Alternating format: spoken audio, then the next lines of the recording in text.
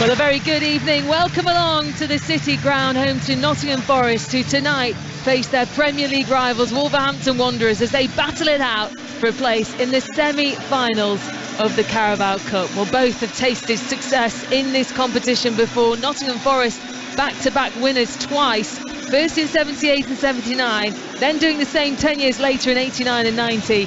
Wolves lifting this trophy back in 74 and 80. But how times have changed since then. Tonight, though, they have a chance to take one step closer to cup success once more. Well, delighted to have the former Crystal Palace forward Clinton Morrison with me for this one. Hello, how are you? Good evening, Peen. I'm looking forward to it. I'm very good. How are you? Yeah, very good, thank you. This is a tough one to call tonight, isn't it? It is. It's a hard one. Both teams, I think, have picked up, especially Wolves under the new manager. I think they look well. You see them in the FA Cup. I thought they were really unlucky not to beat Liverpool, and Forest have been in good form.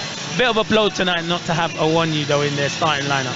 Yeah, a couple of changes. Well, we say a lot of changes actually, which we were expecting from Nottingham Forest. It's 10 changes since their 4-1 defeat against Blackpool in the FA Cup. The only survivor from that game is their new signing, Gustavo Scarpa. As you mentioned, Clinton, there's no Taiwo Awoniyi. He's injured, so just the one change from their win against Southampton then. As for Wolves, 6 changes for them from Saturday's 2-2 draw with Liverpool in the FA Cup.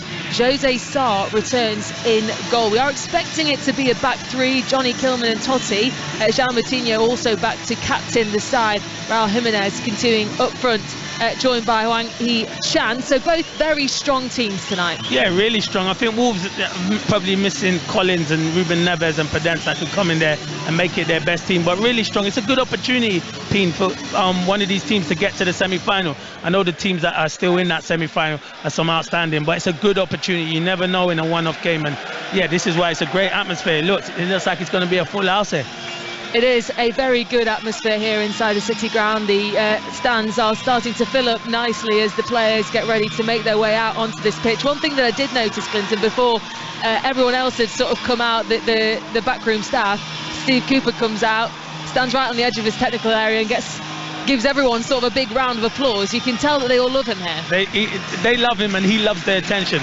Knowing Steve Cooper, how I do, and I know Coops well, he loves the attention, but they do love him here. He's done a brilliant job. Since he signed his new contract, Forest have been on a decent run, so credit must go to him. I've always said they should have backed him from the poor start, and they did, and now the results are starting to turn around for him.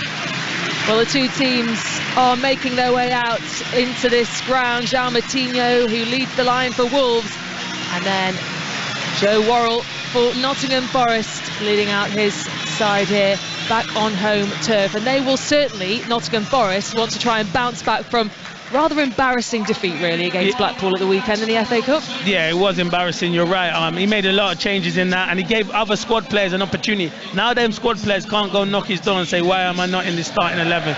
He always knew he was going to make changes and probably play his strongest 11 this evening, and that's what he's done. But yeah, against Blackpool, it was an embarrassing defeat and a poor performance from every individual.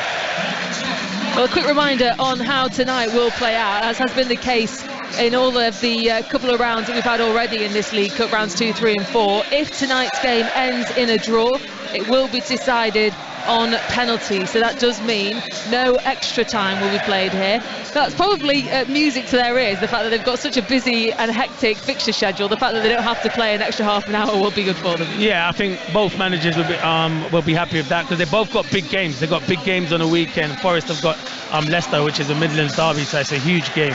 So yeah, they're big games for both teams on the weekend. So yeah, not having extra time, both managers will be happy, and I think both managers will look to their bench probably 65th minute to freshen it up as well. Remember, we will have live full match commentary at St Mary's Stadium, Southampton against Manchester City, which is the other League Cup fixture. That's over on 5 Live with John Murray and Chris Sutton for that one. That gets underway at 8 o'clock. But here, a 7:45 p.m. kickoff. It's Nottingham Forest against Wolverhampton Wanderers, and the fans inside this stadium already making their voices heard, singing and chanting as the players are stepping out. They're getting ready to welcome what is going to be a very, very big fixture for both sides. It's been over 30 years, almost 30 years actually, since either of these teams have been in a quarter-finals of a cup competition. What does this mean for both teams tonight? No, it's huge. An opportunity to get to a semi-final. As a player, you'd be really looking forward to it because you just never know. As I said, in a one-off game, you could get to the final and you could win it. I know there's a lot of top teams, but it's just a great occasion. The atmosphere is brilliant, and both teams will be going for it because, as I said, it's a good opportunity to go on a good cup run.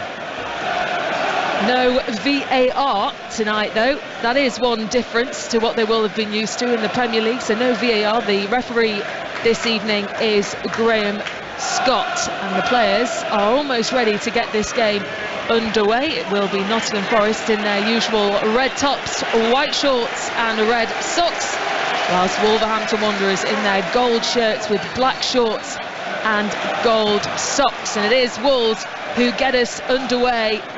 Carabao Cup quarter-finals between Nottingham Forest and Wolverhampton Wanderers. It's been a long time since either of these two teams last lifted this trophy. They'll be hoping tonight they can take one big step forward to silverware success again. A cool evening here in Nottingham, but definitely a packed out City ground. My first time here actually, Clinton, and everyone always says to me the atmosphere is brilliant, so I'm really looking forward to this one. Oh, is it your first time? I've been here about 4 or 5 times this season. Yeah, you live 20 minutes away. Yeah, you're right, but it is a brilliant atmosphere, to be fair. We have to get you more games here, Ping. We have to get you more games. It's always a good atmosphere. Well, it's Nottingham Forest who are playing from left to right. Jose Sarr is back in goal for Wolves, so a couple of changes from both teams. Let's take you through the Nottingham Forest team then. Dean Henderson starts in goal. Back four of Serge Aurier, Joe Worrell, Willy Bolly and Renan Lodi. A midfield of Ryan Yates, Remo Freuler and Oriol Mangala. With a new signing, Gustavo Scarpa is in the front line with Brennan Johnson and Morgan Gibbs-White. Two players in that Nottingham Forest team, former Wolves players, Morgan Gibbs-White and Willy Bolly. It was nice to see actually just before this game kicked off, both of them saying hi to their old teammates and to their old backroom staff at Wolves as well. And they'll be facing their former clubs. Ryan Aït-Nouri has the ball with Wolves on this left-hand side as they look to start a attack going forward. Hwang takes over from Aït-Nouri, tries to wriggle into the penalty area, but it's well defended away in the end by Aurier, and Nottingham Forest have been able to come away from that early threat from Wolverhampton Wanderers. Yeah, Hwang, he gets half a yard there. I don't know why he's trying to beat Aurier again. It's good defending from Aurier and Yates, but once Hwang gets half a yard, put the ball into the box. That's why Wolves struggled to score, because they tried to score that perfect goal. They've got Jimenez in the side now, put crosses into the box, and he will score goals. 2 minutes gone in this Carabao Cup quarter-finals, still goalless between Nottingham Forest and Wolves. The team for Wolves then, Jose Sarr, as we mentioned, back in goal. We're expecting it to be a back three really for Wolves, with Totti, Kilman and Johnny, Semedo and Aït-Nouri on either wings. Then João Moutinho, who's back to captain the side. Mateus Nunes is alongside him, and we've got Hwang Hee-chan, Raul Jimenez and Gonzalo Guedes in the starting 11 for Wolves. And that's one thing that we were looking out at, Clinton, was whether they are going to start in that back three, Wolves. Yeah, and they have. Semedo's playing as a right wing back. Johnny's playing on that right hand side as the third centre half. So yeah, but they've got the front three can cause problems. Guedes, Jimenez and Hwang. They've all got pace. And Forest, we were thinking, would Scarpa play through the middle as a free? Looks like it's going to be Brennan Johnson and Gibbs-White playing through the middle, and Scarpa playing in that number 10 role. Well, Totti trying to get it away there for Wolves, but it's Nottingham Forest who tried to get a deep cross into the penalty area, was looking for Ryan Yates, who was making himself available, but Wolves come away with it well. Little pull on the shirt of Hwang as he was trying to get forward for Wolves from Ryan Yates, and the referee Graham Scott spotted that, and it is a free kick taken quickly by Wolves. Back it goes to Kilman, who plays it forward across the halfway line, looking for Raul Jimenez, who's got to go up against Joe Worrell tonight. That is a bit of a pairing between the two, and it's Joe Worrell who holds onto the ball at the back for Nottingham Forest. In terms of psychology for Nottingham Forest after that defeat against Blackpool, how do you bounce back? Is there a sense of, well, not embarrassment, but I suppose they do have to just pick themselves up after that, don't they? Yeah, they do, but the problem is a whole different 11 this evening apart from Scarpa. So these players, they wasn't really getting the brunt of it. It was the players that are on the bench that might be needed that are hoping they'll be on the pitch, because they were disappointed. Brennan Loddy now for Nottingham Forest, plays it forward to Morgan Gibbs-White. He's looking to place it into the penalty area, and an early opportunity for Scarpa, who's waiting right across the face of goal to get an early lead, but he couldn't get it on target. What an opportunity that was early on for the home side and for the new signing. It's a great chance. It's a good run from Gibbs-White. He does well. Good ball from Loddy. And Scarpa, it's on his left foot. He just has to guide it, pin into that far corner. He goes to lash it, and it's a poor finish in the end, but great opportunity and good play from Gibbs-White. Well, all of the defenders for Wolves were trying to get back to make sure that attack didn't go in, but they missed all of them, and Scarpa got on the end of it, as you said, just overcooked it. So it will be a corner kick to Nottingham Forest on that far side as they try to take advantage of that early opportunity from Gustavo Scarpa, who signed on a free from Palmeiras in the start of January the 1st. He's come in and he's already played 2 games already for Nottingham Forest. Morgan Gibbs-White will take this corner kick then for the home side. Gibbs-White with a delivery, goes all the way through to Serge Aurier, who was the first player that found it, but nothing too testing for Wolves, who can get away with it now and try and get forward. Nori, who is actually all the way over on that right side, who'd stayed there. Now an opportunity again for Scarpa to try and come off the back of it. They are putting Wolves under quite a bit of pressure at the moment, Nottingham Forest, and you can see down below, Julian Lopetegui is absolutely furious. Yeah, he's not happy with his team started, and Totti Gomez does well there, but Jose Sarr really should have come and got that ball. Disappointing from Sarr, but Gomez dealt with it in the end. Brennan Loddy again for Nottingham Forest, looking to place the ball across to Brennan Johnson, who was inside the right-hand side of the penalty area, tried to make quite an acrobatic stop to get something onto that, but couldn't quite hold on to it. Again, Julian Lopetegui screaming at his defenders, because at the moment, it's Nottingham Forest who are getting all the chances. Yeah, they're causing all the problems. I think he just made a change, maybe. Maybe he's put Totti Gomez on this left-hand side, and maybe going to put Kilman in the centre of it. That is what it looks like.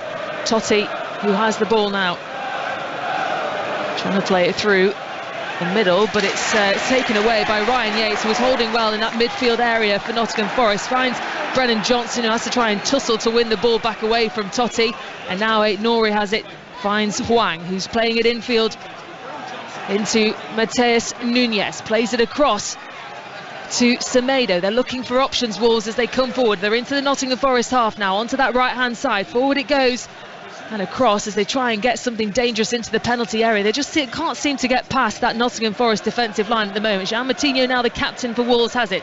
Back out it goes to Nori, who looks to get it into the dangerous area for Raul Jimenez, who was ready to pounce. A little bit too much on that, couldn't get on the end of it. Yeah, I think it's a good ball, even though Jimenez can't. Guedes is playing as that part of that front three, should be coming in and locking out that back door, but it was good football there. Mateus Nunes and Jean Martino are going to be important for Wolves, because they're the orchestrated 2 players in the midfield that get Wolves ticking.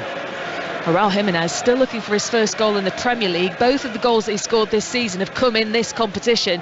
In the League Cup, scored a penalty at home to Gillingham, also scored against Preston back in August.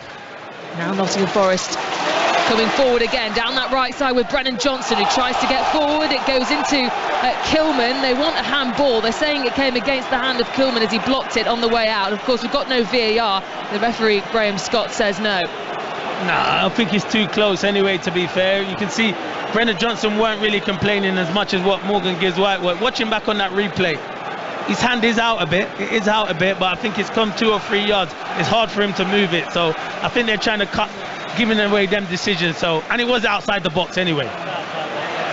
So it will be a corner then to the home side. Morgan Gibbs-White places the ball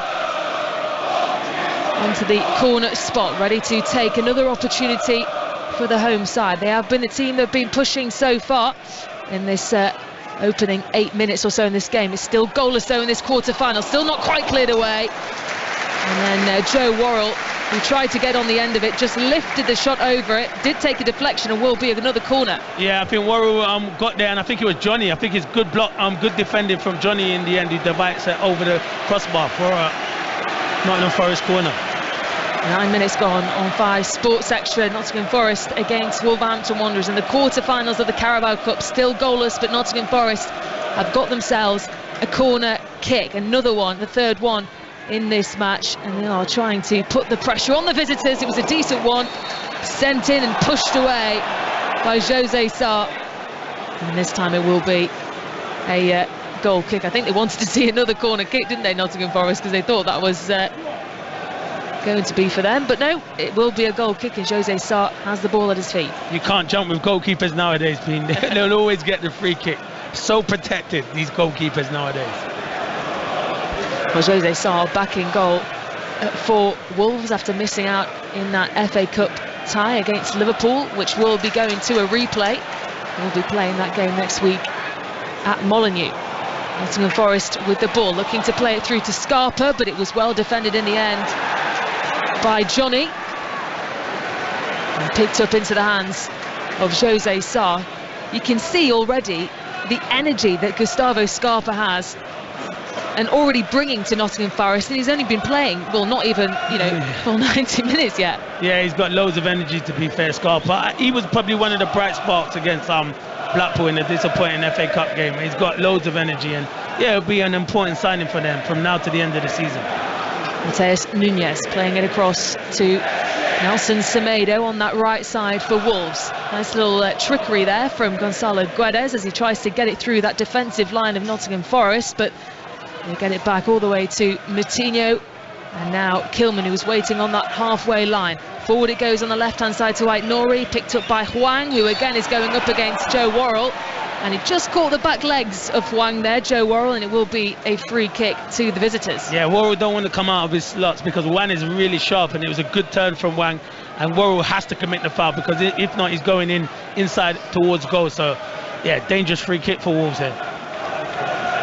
Well, there will be a free kick for Wolves on this left-hand side, adjacent with the penalty area. So it will be Aït-Nouri who will take this.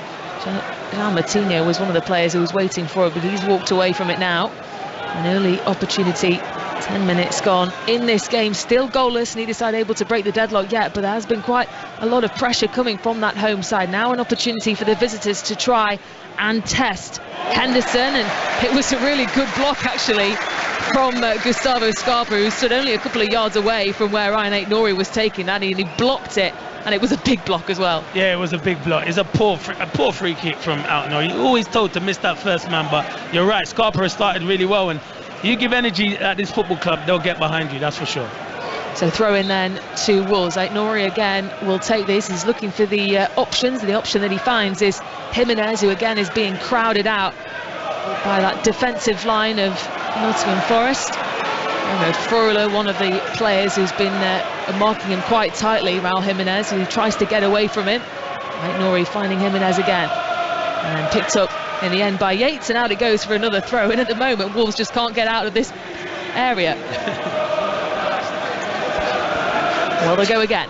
Aït-Nouri picking up by Mateus Nunes, and Hwang just runs into Jimenez. A little bit of miscommunication perhaps between the two, and out it goes for another throw, and in pretty much exactly the same place.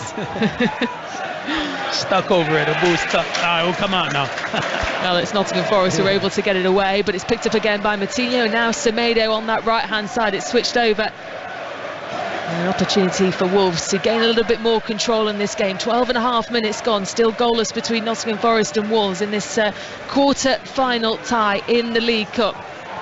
Now Mateus Nunes looking to place it forward as they get away from that centre circle. Onto the right-hand side it goes to Semedo, has to go up against Aurel Mangala. In the end, decides to go to that right-hand side. Jimenez was waiting for it. Hwang is there too, and none of the Wolves players seem to be able to get on the ball when they get into the penalty area. Nottingham Forest doing really well to defend. Yeah, it was great defending that was from Bolly, to be fair, because Semedo was on his outside, but really strong defending there from Willy Bolly. Willy Bolly coming up against his former club. Has been an important part of that Nottingham Forest defence though since he signed for them back in September. Made almost 150 appearances for Wolves, so facing his former club for the first time today in this League Cup. Aït-Nouri with the ball in field, driving it forward across that centre circle, picked up by Mateus Nunes, who tries to get away from the defensive line from Nottingham Forest, but he's able to pick out The pass on to Nelson Semedo. Finds Hwang, who's waiting for it, as was Gonzalo Guedes, who was making his way through, but it was well defended again by the captain, Joe Worrell, who was able to get that ball away. Good football. Nunes is important for Wolves in midfield. He makes them tip, but Hwang's got to do better. Guedes is ahead of Worrell. The ball he needs to whip that in front of him. Good defending from Worrell, though. Here's Aït-Nouri on that left side again for Wolves. Plays it back to Max Kilman, and they are swapping around a little bit, aren't they, Totti and Max Kilman? Now Totti is holding that most central position in that back three. I think they changed from goal kicks. He comes out wide and Kilman is the middleman to get on the ball, and then when they're defending they go back and he becomes that middleman. Aït-Nouri weaving his way away from Ryan Yates. Now it's Hwang on the edge of the penalty area, plays it across to Semedo, who looked to get a dangerous cross in, but it took a deflection away and will be a corner kick to the visitors. Yeah, they're growing into the game now, Wolves. Forest started ever so well, but it's now Wolves, and I said Nunes getting on the ball. Aït-Nouri is a very, very good win, but I like Aït-Nouri. I think he should be a regular for Wolves. He always causes problems, and it was really unlucky. Good defending in the end. Gonzalo Guedes places the ball on that far corner post for Wolves. Plenty of those golden shirts waiting to get on the end of it, but the player that did get on the end of it was Remo Freuler, and able to head it all the way back to Gonzalo Guedes, who tries his best to try and wriggle away from Freuler. Morgan Gibbs-White picks it up though on that left side for Nottingham Forest, that far side, as they come forward now. An opportunity to break for the home side, cheered on by the home crowd as well as they look to create another chance. Mangala got a little touch to it to play it on to Ryan Yates. Forward it goes to Brennan Johnson on that right side for Nottingham Forest, plays it into the penalty area, and Morgan Gibbs-White was making his way through, but it was taken away by Semedo. Back out it goes to Mangala, right on the edge of that penalty area, plays it across to that left-hand side to Renan Lodi, who tries to go again, but it took a deflection off, I think it was Max Kilman it was, and out for another corner. You're right, and he's because they've not got Collins, he's on the bench. He's the only big defender along with Totti Gomez, so when crosses are coming in, it has to be one of them two that goes and attacks it. Well, the noise certainly starting to go up a notch here inside the City ground as they try and urge their home side on to get an opening goal in this game. Still goalless though between Nottingham Forest and Wolves. Nottingham Forest have got themselves another corner kick, and it will be Morgan Gibbs-White again on that far side to take this delivery. Those red shirts waiting in the area to try and get on the end of it, but the referee has spotted something, just has to have a word with a couple of the players. A bit of pushing and shoving inside the penalty area. And the referee, Graham Scott, having a word with the two captains, Jean Moutinho and Joe Worrell.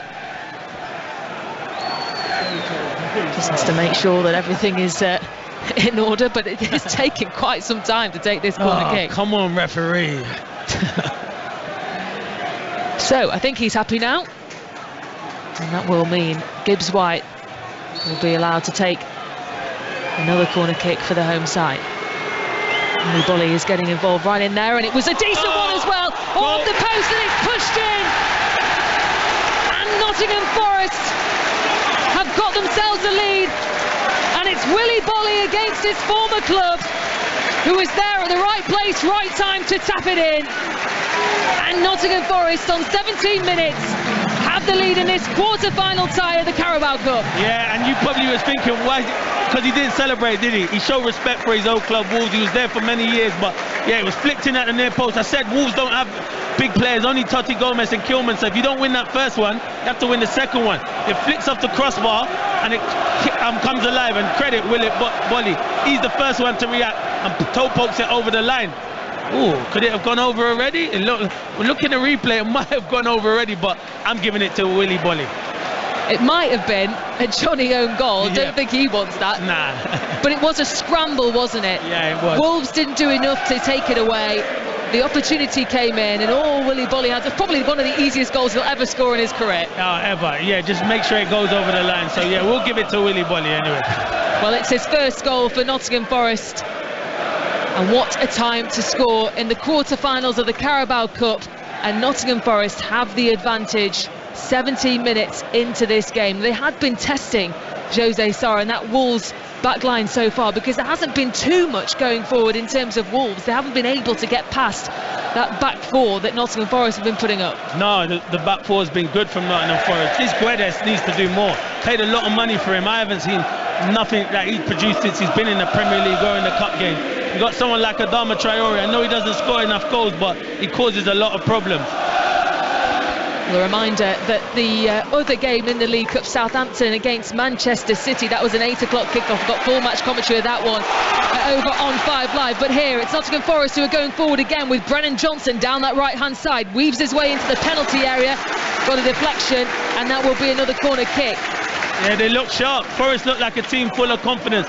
You were saying to me how would they react against Blackpool. I just said because it's a different group of players. These group of players have been doing well in the Premier League, so they look full of confidence at the moment. Well, Brennan Johnson, who was one of the players coming down that right-hand side, he's their joint top scorer in all competitions this season, joint with Taiwo Awoniyi, who's not involved in the squad today with injury. So he'll be hoping he can get himself on the score sheet again and add to the 4 goals that he's already scored this season. Gibbs White is ready to take this corner on the near side for Nottingham Forest. And delivery comes in, it's headed on by Bolly. And Mangala tried to keep it alive right on the edge of the penalty area. Out it goes, almost back to the halfway line to Renan Loddy on that left side, and the flag is up against Gibbs White on the right side as he tried to come forward. And Wolves will be allowed to reset. Yeah, they look a threat from set pieces. Forest, every time it goes into Wolves' box, they can't handle it. And that's where I've said it all along. It's the centre halves really, but if you're not going to win the first contact, Peen, try to win the second one. That's the most important. Well, if you're just joining us, Nottingham Forest leading by 1-0 against Wolves. 20 minutes played in this Carabao Cup quarter-final, and Julian Lopetegui is all the way out of his technical area, and he has been pretty much the whole game. You can see the frustration. I mean, it's not hard, is it, because of the actions. He's a very animated manager on that touchline, but he's not happy with the first 20 minutes that he's seen. No, Totti Gomez is on the ball, and Kilman's standing right next to him. He's saying to Kilman, you're the third centre-half, get wider, so he's got an easy pass. I like it. I like them. I think Lopetegui is a brilliant manager. I'd love my managers to be like that. Hwang plays it forward to that left-hand side to Aït-Nouri, who comes into the penalty area looking to place it across the face of goal to Raul Jimenez, but it was well defended again by Forest, who come forward with Gibbs White looking to place it into a bit of space of Brennan Johnson, but Jose Sarr, who couldn't really make up his mind, came all the way out of his area. Yeah, I think but the flag is up anyway. Yeah, offside. Brennan Johnson was offside, but yeah, Sarr didn't look comfortable coming out there, and one ball is causing them all kinds of problems. Aït-Nouri, Kilman down this left, Forest is right, Wolves is left. Can't deal with Brennan Johnson at the moment. How much time does a manager need with players and with competitive games to really get his game plan, his way of playing football across to the players? Yeah, it is going to take time for sure. It won't come overnight, and I think he's an experienced manager, but this is not Wolves' best 11. That's why sometimes I feel you have to keep playing your best 11, but you can't do that because the games are coming thick and fast to try and get a rotation, because they don't usually play a 3, they usually play a 4, so it's different. And this is where he needs a lot of time with this group of players on the training pitch. Well, Wolves looking to come forward again on that right side, but Joe Worrell standing in their way, not letting them through, and gets the ball out, and it will be a Wolves throw-in on that far side, halfway inside the Nottingham Forest half. Wolves playing it back over the halfway line to Totti, and across it goes to Kilman. Forward to Aït-Nouri, he's been holding on to that left-hand side for Wolves. He did score a late winner against Everton on Boxing Day. That was his last goal, but has been a player that sort of started to shine for Wolves over the recent games. They come forward again with Semedo down that right-hand side, approaching the penalty area again. They're looking to get through a couple of those Nottingham Forest players who are standing in their way, but they have to go back again to Totti. And we'll start that routine all over again into their halfway circle with Moutinho. Looking to move it away from Freuler, who's standing there putting the pressure on. Now Kilman has it on this left side, plays it across to Hwang. He's getting the pressure on by Serge Aurier, and Wolves again with the ball at the back. I think it's good possession. That's what he wants, Lopetegui, for them to have good possession. That's what they're having. Oh, and then eventually space will appear when Forest players, one of them will dart out, and that's when you'll have space. Well, 23 minutes on the clock. Nottingham Forest with the lead as Wolves try to get that dangerous ball into a bit of space for Gonzalo Guedes to try and get on the end of it. He has been putting the pressure on that defensive line, but nothing's really been coming to him. Now Brennan Johnson tries to get clear, but it was well handled in the end by Kilman, the third centre-back for Wolves today. What's that like as a player when you have to switch up the way that you normally play against Premier League position? It is difficult sometimes, but some of these Wolves players are used to it though, because they played the 3 last season under Bruno Lage, so it's not really that much of a change. It's different this season, obviously, because they've played the 4, and it's just different personnel at the back. That's what's hard. And Serge Aurier trying to make his way through. Formula picked up on it. And then Scarpa back to Serge Aurier, who did a bit of a no-look pass there. This is good play from Nottingham Forest. Picked out Morgan Gibbs-White. Then an opportunity for Renan Lodi, who was coming in on that left side into the penalty area, straight into Nelson Semedo, who made sure he was there, blocking that way through and got that ball away from danger. Yeah, it was. It's good play. Brennan Johnson, look, he's got up. I thought he had a bit of a problem, but it looked like he's got up. Maybe took a bang to his hip, and he's gone back down. Yeah, Brennan Johnson, who is just awaiting treatment. What was it? A bang in the back? Well, I think he's complaining of his hip, and then you got Lodi down on the other side, so they got 2 injuries. Yeah, that's not good. 2 key players for Nottingham Forest down at the moment, getting some treatment. That does give me an opportunity to remind you what is coming up on 5 Live this weekend. Saturday, 3 o'clock, commentary is Brighton against Liverpool. We also have all of the goals as they go in up and down the country on that one. Then the Saturday later on kickoff, 5:30 kickoff, is Brentford against Bournemouth. Then Sunday, got a cracking lineup for you. 3 commentaries across 5 Live and Sports Extra. There's a choice of listening from 2 o'clock. On 5 Live, it's Chelsea against Crystal Palace, and Sports Extra has Newcastle against Fulham. Then the big one, Clinton, you're at that one, the North London derby. Oh yeah, I am at the big one. Yeah, it is the big one. I'm looking forward to that on Sunday. Should be a cracker of a game. Obviously, you make Arsenal favourites, the form they're in, but you never know in them North London derbies. Well, both players are back up on their feet. Renan Lodi seems to be okay, and Brennan Johnson. Well, it looks like he said he's all right, but then it looked like Emmanuel Dennis was getting stripped off, so maybe he says he's all right for the time being, but we'll have to watch to see how he is. They might not want to risk Brennan Johnson, who so far has featured in all 18 Premier League games so far for Nottingham Forest. He's made 16 starts. They do face Leicester on Saturday at home again. Big derby, that. Big derby up there. The East Midlands derby is a big one. Now Wolves come forward with Hwang, plays it onto the left-hand side, a little bit of a strong pass, but Jimenez was able to keep it in play, went all the way to the byline, and it wasn't the best pass back to Moutinho, just allowed Ryan Yates to get that ball forward into space for Gibbs-White to chase down, but Johnny was there first and headed it into the hands of Jose Sarr. It's poor from Hwang. It's really poor, and you can see why Wolves struggle to score goals, because in that final third, nowhere near good enough. Poor decision making. He's got to just roll Jimenez in, commit Joe Warren, rolling him, and he's one-on-one with Henderson.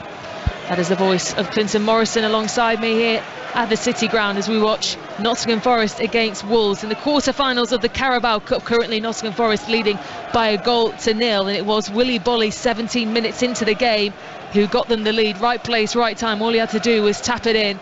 Played 27 minutes now. Wolves looking to respond.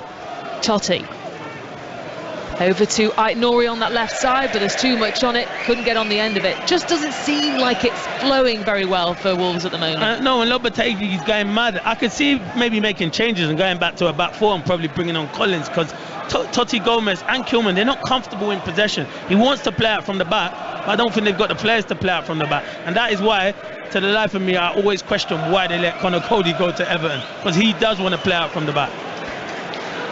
Well, they have got plenty on the bench, Wolves, with the likes of Collins, Ruben Neves, Daniel Podence, then another one, Mateus Cunha, the new signing, Adama Traore. No, there is options, and to be fair, Neves is their best player, and when he's in the team, 9 times out of 10, he does make it tick. So you'll see some of them big players maybe come on.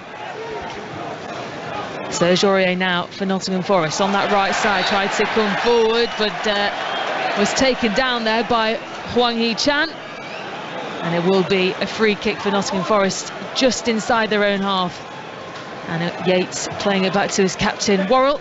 He plays it across to Willy Bolly, and forward onto Renan Lodi, who is the new signing, who signed on loan from Atletico Madrid. Well, I say he's the new signing. I mean, they signed so many players, didn't they, Nottingham Forest? Yeah. That was one of the opportunities, actually, in that game at the weekend against Blackpool. It was an opportunity for Steve Cooper to play players, new players that they signed in the summer, they hadn't really given many minutes to. Yeah, you're right. You are right, and he did give them an opportunity, and they didn't deliver.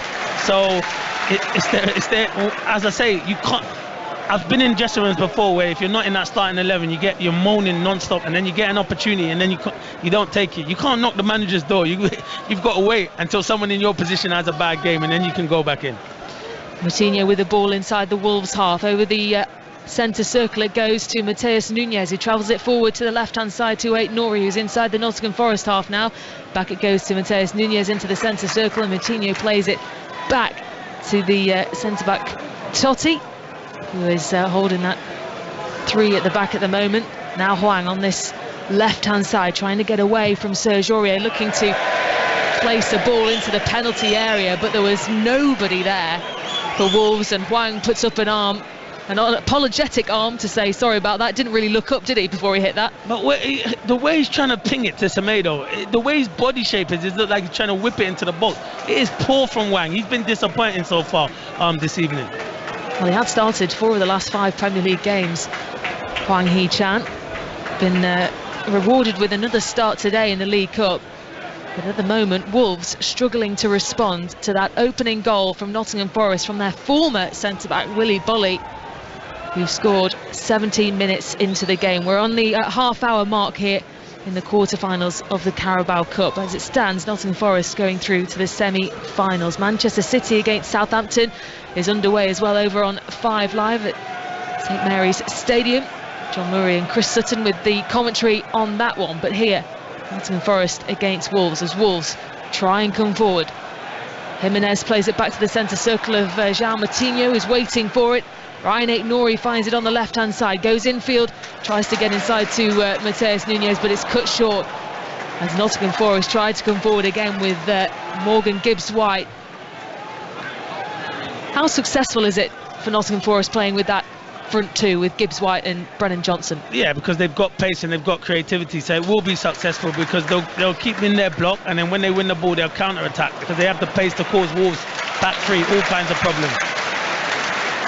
Ball lifted over for Gibbs-White to try and get on the end of it.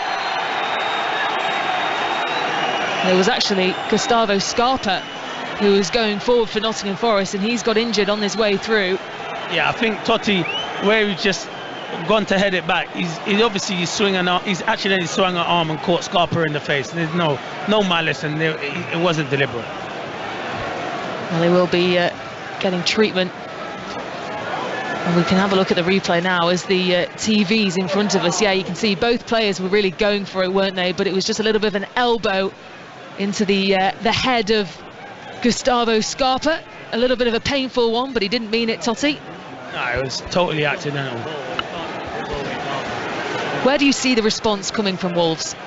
The only way at the moment I see is if he makes changes and he looks to his bench. But I think the Premier League is Wolves' bread and butter, and I feel like they've got a massive game on the weekend. And does he want to bring on some of these players that are going to be playing on the weekend? But I think they can get half an hour into their legs, that's for sure.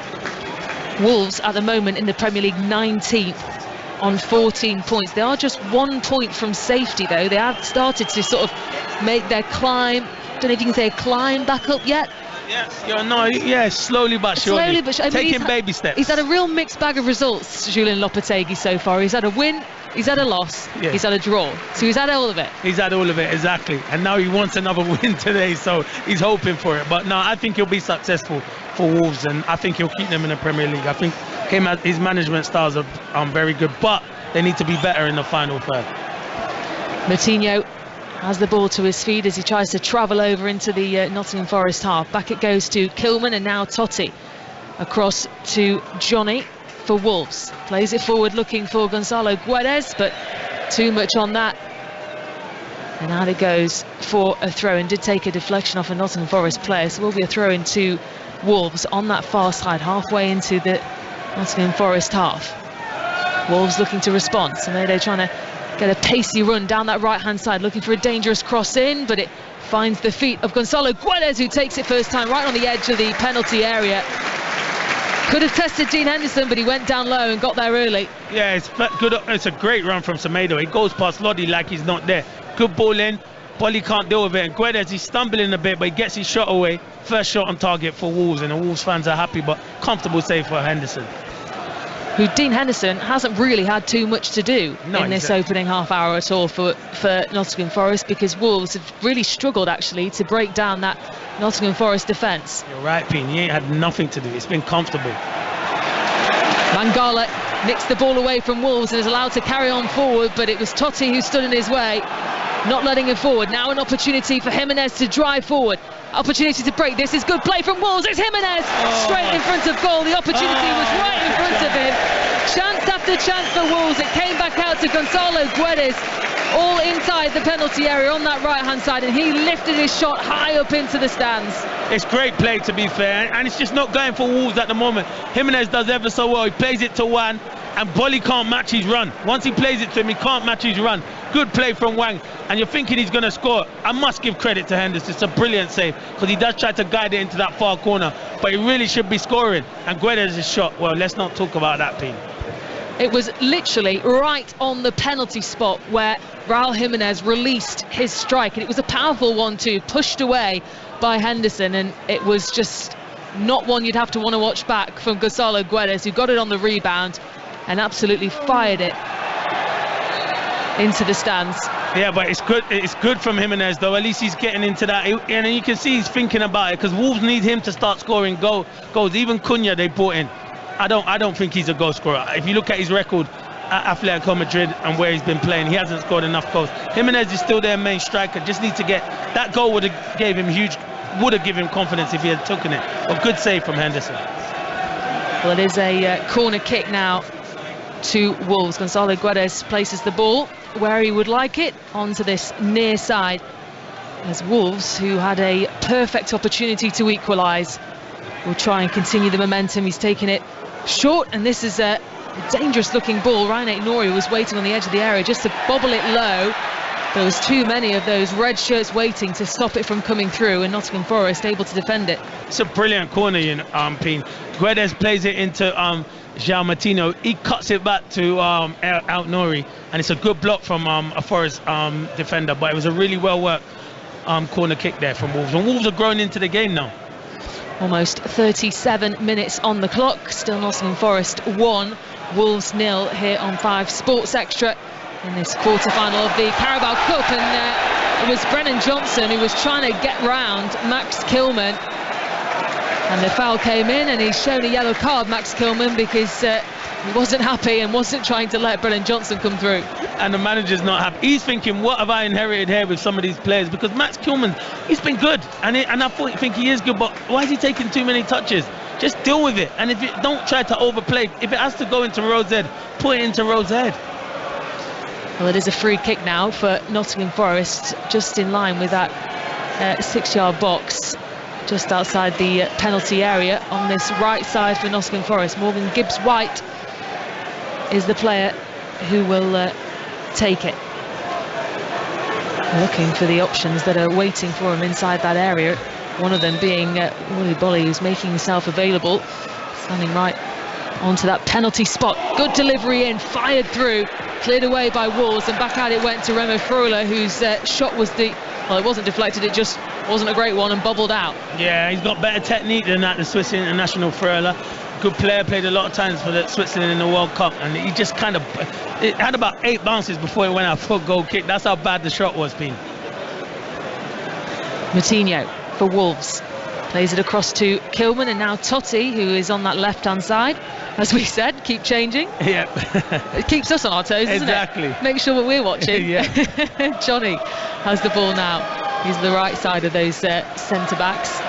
Johnny travelling across the halfway line and is giving it straight back to Brennan Johnson plays it over into the centre circle to Scarpa. Scarpa, who plays that long ball onto the right-hand side, looking for Ryan Yates, but there was too much power behind it, and Ryan Yates couldn't keep it in play. No, but it's, again, Wolves giving the ball away. Johnny in a dangerous position. They've just not been good enough on the ball so far, especially in them centre-back areas. Mateus Nunez, who is trying to come forward, gets fouled by Gustavo Scarpa. It was funny, actually, watching a couple of videos of him on social media. Showed him on the skateboard. I didn't know that he did that, but he was very, very good. We need when he scores a goal, we need a skateboard celebration for sure. Yeah, someone needs to pull one out. Yeah, surely that's got to be what he does. Yeah. A little bit of a tussle between a couple of the players. Gonzalo Guedes was involved there for Wolves, but Nottingham Forest get away with it. Mangala gives it away though to Semedo. There's space opening up now for Wolves. Oh, Wang is in the space, and Wang's there. Another huge save from Dean Henderson, and that big right hand from Dean Henderson keeps Wolves at bay once again. Still not cleared away, and the chance coming in again on the edge of the penalty area. It was a low-driven shot, but Dean Henderson is having the game of his life. It's a great save from Henderson, to be fair. Guedes, they give the ball away, Mangala, and Guedes picks a great ball to Wang. Wang doesn't hit cleanly enough. It's a comfortable height for Henderson to save. If he goes hard and low, he scores, but credit Henderson. It's a fantastic one-handed save, Pete. Everything that's coming to him at the moment, Dean Henderson, it's all coming to him from close range. Yeah, that's a great save. To be fair, even though Wang feels he should hit that hard and low, it's a great save from Henderson. Brilliant save. Well, that certainly has got the energy within this Nottingham Forest team, and it's Ryan Yates who's actually got his hands in the air, telling his players to come forward, put the pressure on this Wolves defence, because the ball at the moment is with Ait Nouri inside the Wolves half. Picks out Guedes. Ait Nouri again all the way over to the corner flag inside the Wolves half on the near side, but it's Willy Bolly who collects it in the centre circle for Nottingham Forest. Raul Jimenez wanted to see a free kick there. He said he was taken down on that halfway line, but the referee says no, and play continues.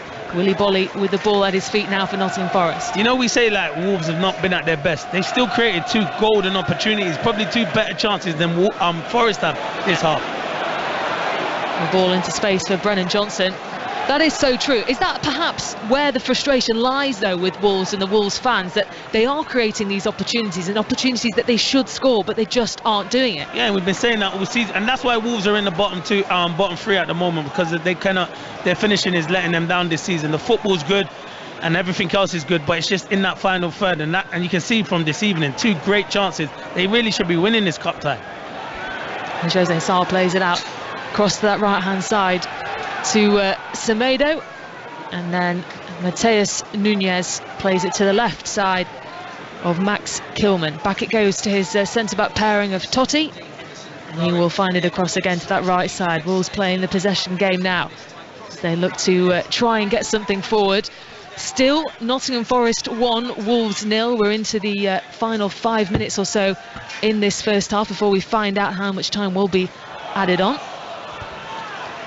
The ball into Guedes outside the penalty area for Wolves.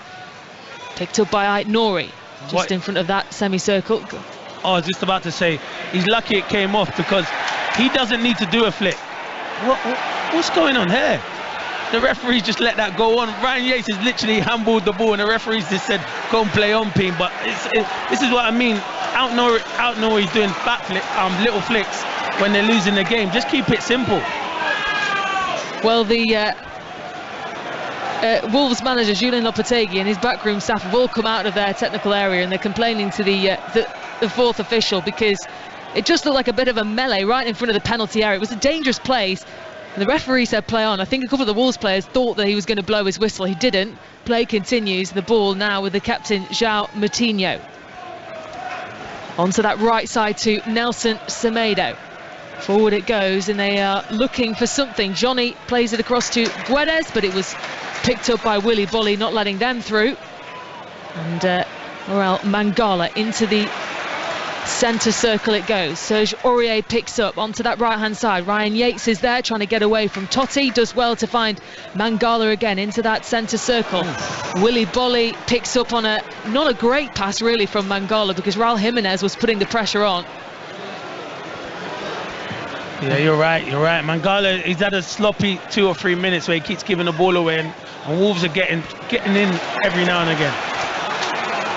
Well, Brennan Johnson, who was trying to put the pressure on Totti at the back, couldn't pick up on it, but they have done well to put the pressure on, because here's an opportunity for Morgan Gibbs-White right on the edge of the penalty area. It's being ushered out. Renan Lodi plays it back through across, and the header coming in there from Totti to take it away. But just like that, an opportunity gifted to Nottingham Forest. Yeah, it shows they start trying to play out. He doesn't find the pass to Matheus Nunes, and they break Forest. But you think when it comes to Morgan Gibbs-White, he could just go past João Moutinho, but instead he plays it to Lodi, and then they defend it well. Totti Gomez. So throw in will be taken by Serge Aurier inside the Wolves half, quite close to that corner flag. Picked up here by Gustavo Scarpa. Back it goes to the captain, Joe Worrell, just over the halfway line now, back into their own half. And back to Dean Henderson. 44 minutes into this game here on 5 Sports Extra. Nottingham Forest currently leading by 1-0 against Wolves in the quarter-finals of this League Cup. At the moment, it's Nottingham Forest who are going through to the semi-finals. Nottingham Forest, reminder, who have already won this competition 4 times before. Been a pretty long time, though, since they've lifted this silverware. And Willy Bolly just watching the ball go out for a goal kick, despite, I think it was Gonzalo Guedes who was coming all the way through trying to get that ball away from him. Didn't quite work out. It's a mismatch. Bolly just used his body and eased him off the ball, Guedes. But Wolves, even though it's 1-0, I think Wolves have probably played the better football in the last 15-20 minutes. And as I said, they'll be disappointed not going in, winning this cup tie at the moment. Well, we're into 3 minutes of additional time in this first half. Nottingham Forest, who have the lead at the moment, thanks to that goal from Willy Bolly against his former club on 17 minutes. But as Clinton was saying there, last 15 minutes or so, Wolves certainly starting to put the pressure on the home side. Is that always better as a player, even if you are going down at half-time just by 1-0? If you finish the half the better, do you feel more positive in the second half? Yeah, and you know you're creating chances as well. That's the big thing, because they haven't been scoring enough goals, but they're creating chances. Eventually one will go in the back of the net. Johnny plays it across to that right-hand side to Nelson Semedo, who's making his way forward and trying to get into that penalty area. Gonzalo Guedes couldn't get hold of it, and Nottingham Forest played away. Ryan Aït-Nouri has hold of it now, trying to play the ball down, and it's picked up by Totti inside that centre circle for Wolves. Ryan Aït-Nouri again is the option. Where do you prefer to see Aït-Nouri? On the as a wing back, further up, wide out here. He keeps going into little pockets, which you see a lot of managers do now, make their fullbacks go into pockets, but he's not causing any problems. He might now. Aït-Nouri, who is infield, picked up on it, couldn't get hold of it, and back out it goes to Moutinho, halfway inside the Nottingham Forest half, to this left-hand side now to Kilman. Moutinho plays it across to Aït-Nouri, who has made his way over to that left-hand side, does a little bit of trickery to try and get away from Serge Aurier, but it didn't work, basically, and Serge Aurier could get away with it. Ryan Yates forward to Brennan Johnson, tries to get hold of it, but that hasn't really worked out either, those balls over to Brennan Johnson. Totti has been making sure that he's not been allowed those runs on that right side. Yeah, they were working in the first 15, but you're right, Keane, in the last half an hour, it's been comfortable for Wolves, and Forest don't look a threat like they did. It's like they've got that 1-goal lead and they're just sitting back at the moment, but that's when pressure comes and that's when Wolves will score. Aït-Nouri for Wolves has hold of it on that left side. Back it goes to Max Kilman into the centre circle to Matheus Nunes. Gonzalo Guedes tries to hold on to it, does well actually, and allows Wolves to come forward. Ball into the penalty area, headed away by Worrell, picked up again infield halfway inside the Forest half from Moutinho. Down to that right hand side to Semedo, tries to get the cross in, but it's blocked by Mangala. Semedo again has options to him left and right, and he decides to go back to Moutinho. Well, Nottingham Forest want this half to be over. You can hear already the fans are starting with the whistles, but we've not played the 3 minutes yet. Nottingham Forest currently leading by 1-0. Wolves coming forward though. On the right side now, Semedo is the option forward, but the half-time whistle blows. Your thoughts on that first half, Clinton? No, it's been a good, a proper cup tie. Forest, I thought, were the better team in the first 20-25 minutes, but in the last 20 minutes, Wolves have been the better team, getting their passing going, created 2 glorious opportunities, but you got to credit Henderson. 2 outstanding saves, and this cup tie is not over because Wolves, their bench, they can make changes, and there was hope for them in the last 20 minutes. But it's been a really good cup tie. It certainly has. Willy Bolly with the only goal in the first half against his former club, putting Nottingham Forest 1-0 up against Wolves here in the quarterfinals of the Carabao Cup. We'll be back for the second half here on 5 Sports Extra, but now we can cross over to 5 Live, join John Murray and Chris Sutton, who have commentary of the final stages of the first half of Southampton against Manchester City. Left-hand side of the box, and Chaleta Sarr makes a timely block as Grealish tries to fire a shot into that far corner. Grealish with a corner, in it comes. Bazunu comes and gets a punch on that. All in purple, white gloves, got both white gloves to the ball, punched it up and away, cleared the penalty area, and now eventually the ball is out of play for a throw-in to Southampton nearer the halfway line. So 2-0 Southampton, and it is Southampton who've got their sights on the semi-finals, and it's Manchester City who would be going out with this scoreline. Half-time at Forest. Alistair Bruce Ball. Nottingham Forest with their sights on the semi-finals in this one. They lead Wolves by 1-0. Former Wolves centre-back Willy Bolly scored the goal from close range. Forest indebted to their goalkeeper Dean Henderson. 2 wonderful saves from Jimenez and Hwang. Forest 1, Wolves 0. Southampton in possession in the centre circle. I think that wind is increasing in intensity. It's really swirling around the bowl of St Mary's as Southampton have possession inside their own half. And here is Diallo. And Diallo plays it for Walker Peters, but I don't think he'll reach that. No, it runs away beyond him and out of play for a throw-in to Manchester City. So Manchester City, who have dominated this competition in recent seasons, winning it 6 times in the last 9 seasons, including a record equalling 4 in a row. So Pep Guardiola, 4 times winners of this competition, and he tonight making 4 changes to his starting lineup, that has to, Chris, have an eye on Old Trafford on Saturday. There's no question about that. I think Eric Ten Hag can probably assume that most of those players on the bench will be starting against his team at the weekend. Yeah, and I'd certainly agree with that. Pep roulette, but it's not paid off so far this evening. It'll be interesting to see whether the likes of Haaland and De Bruyne are thrown on at half-time. Everybody talks about how much this competition means to Pep and how important it is. Well, you've got to get your big guns on. Nice little header back from Lianco against Grealish, so that makes up for his earlier error, and the ball bounces through to Bazunu. So this is 5 Live. Sports Extra listeners have joined us as well for the half-time break at the City Ground, and this is a story here. Southampton leading Manchester City by 2-0. And Kyle Walker just allows the ball to bounce across him, and then Cancelo will tap it back to Ortega.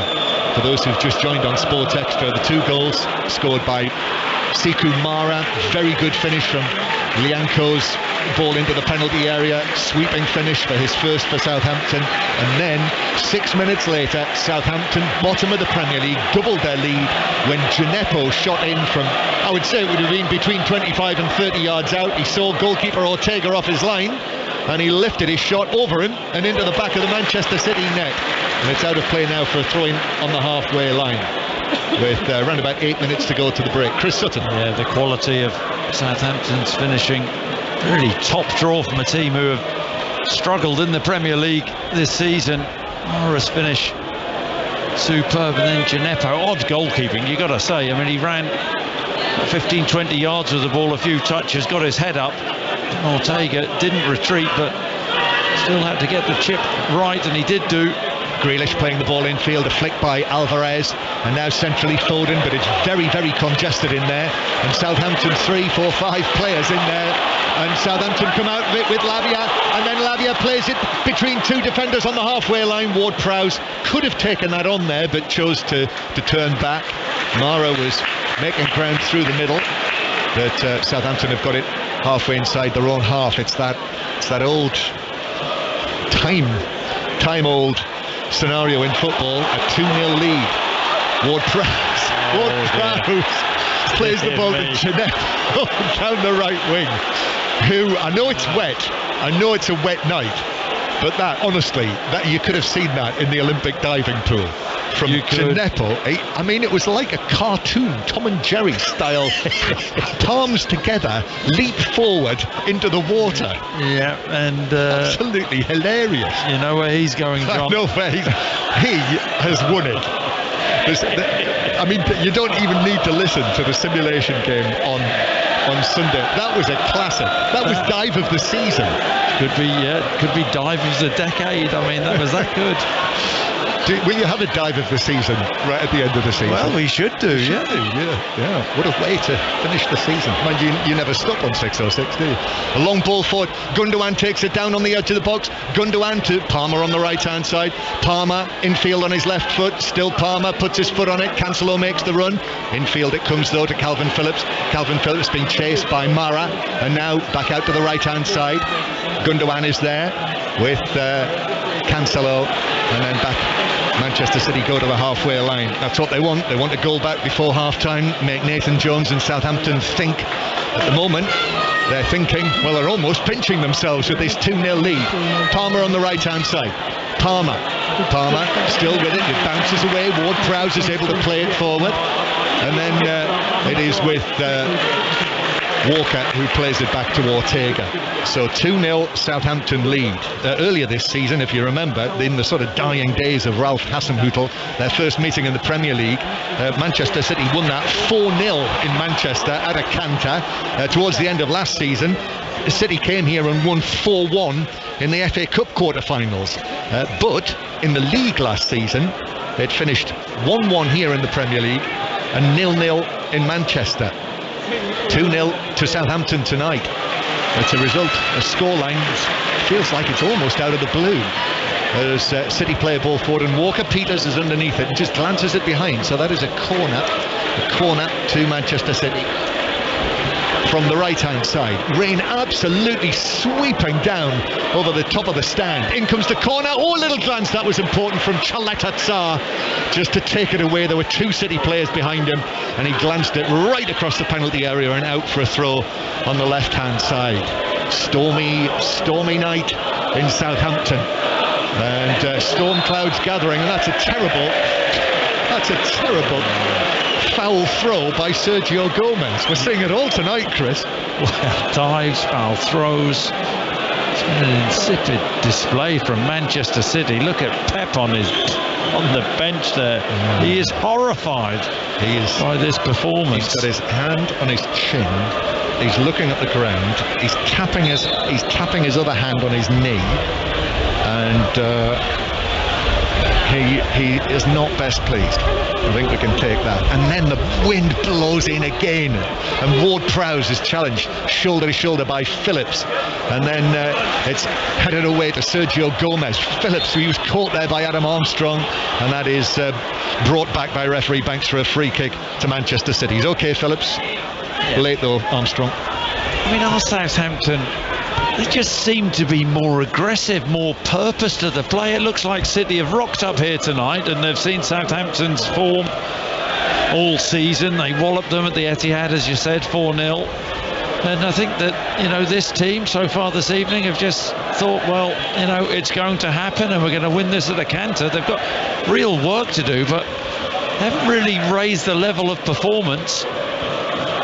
Yeah, two tough matches against Chelsea. Certainly on paper anyway, but it was tough at Stamford Bridge. He made a lot of changes though, didn't he, from Thursday to Sunday? Yeah, he did. And we always marvel about the strength and depth within the City squad. Well, the likes of Phil Foden, who's playing in that sort of number 8 position this evening, he's had as poor a game as I think I've ever seen him have. Yeah, he's barely been in it, has he? Phil Foden in a sort of tucked in central position, just behind and to the right of Alvarez. So 2-0 to Southampton, 5 Live and BBC Sounds and Sports Extra at the moment as well. Nottingham Forest leading Wolves 1-0 at half-time, if you've just switched onto us. And the weather is worsening as well. I mean, it looks like clouds of rain are being blown in here. It'll be a rough night on the Solent tonight, Chris. Oh, it will be, but you know, we can't. Manchester City players can't use rain as an excuse, John, can they? No, they can't. No. Much though they might try. They're used to this every day up north. Well, they had it in Manchester last night, I know. I hope Pep's got his fisherman's polo neck sweater on tonight underneath that black coat, because if there was ever a night when you needed it, it's tonight. I wouldn't like to be on Pep Guardiola's trawler this evening in the Solent. It's a night for the shipping forecast, isn't it? Don't miss the shipping forecast tonight. Here's Sergio Gomez with a throw down into the fullback position to Grealish, back to Gomez, left-footed ball in. Gundogan tried to chest it down, but it bounced off his chest and it was whacked away by Diallo. And now Southampton take it forward with Ward-Prowse, but he runs into Laporte and City have got it back. Yeah, Ward-Prowse excellent there, taking the ball off Phillips, who's, I mean, you know, had his opportunity this evening. I've got to say, if Manchester City are serious about staying in this competition, they've got to make changes at half-time. Well, he will, won't he? Well, you'd think so. Got to bring on the A-team. Well, remember, Chelsea were the better team, weren't they, in the first half when we saw them last Thursday at Stamford Bridge, and he made those 2 changes at half-time, 2 more in the second half, and that changed it. However, they weren't 2-0 down, which they are here, and Adam Armstrong trying to make ground down the left, but City were there in numbers, and in the end Ortega clears, and 1 minute of added time at the end of the first half, and it has been Southampton's first half, and hands up everyone who thought we were going to be saying that. 2-0 their lead, bottom of the Premier League against second in the table, the champions. Long one forward for Grealish, but that'll bounce through to Bazunu. Yep, my hand is firmly down, John. Adam Armstrong, like Neymar there on that left-hand side for Southampton. Southampton, tell you though, you're quite right, they deserved to go in 2-0 ahead. The quality of the goals has been there, but the performance has been there. They've actually taken the game to Manchester City. Manchester City, they've really lacked rhythm and urgency, speed of passing. Yeah, and Southampton have clearly stepped up. I have to confess, for my sins, it's the first time I've been to St Mary's this season, and seeing this performance as the half-time whistle goes, Southampton leading Manchester City 2-0 in this quarter-final, I'm tempted to think, where's this come from? But clearly they've taken heart and taken confidence from the win in the FA Cup at Crystal Palace at the weekend, and now here they are doing this to Manchester City, Chris Sutton. Absolutely, what a first half from Nathan Jones' team. They started fast. Mara, brilliant sweeping goal, good ball in from the right-hand side. The second goal, just as special from Gineppo. But Southampton deservedly go in 2 ahead. They've been the better team, and I expect wholesale changes from Pep and Manchester City if they want to win another League Cup this season. Yep, the good ship Guardiola is rocking here in Southampton. They're in trouble. Southampton are winning 2-0 at half-time. Just looking at the messages we're getting to 85058 and at 5 Live Sport. Rachel, who's a Southampton fan, the Saints are storming in. James, very good start. Can we transfer this to the Premier League? James, it's only half-time, but what a half, Chris Sutton. And they are leaving it all out there.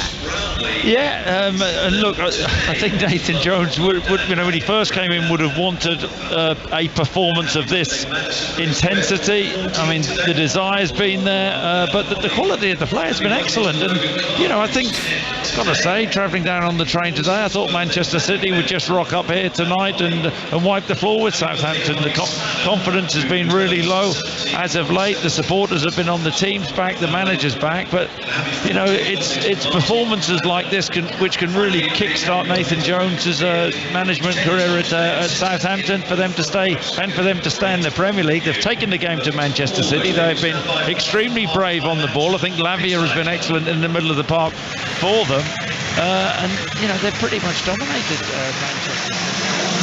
Well, welcome back. Almost ready to get this second half underway. At the moment, Nottingham Forest leading by 1-0.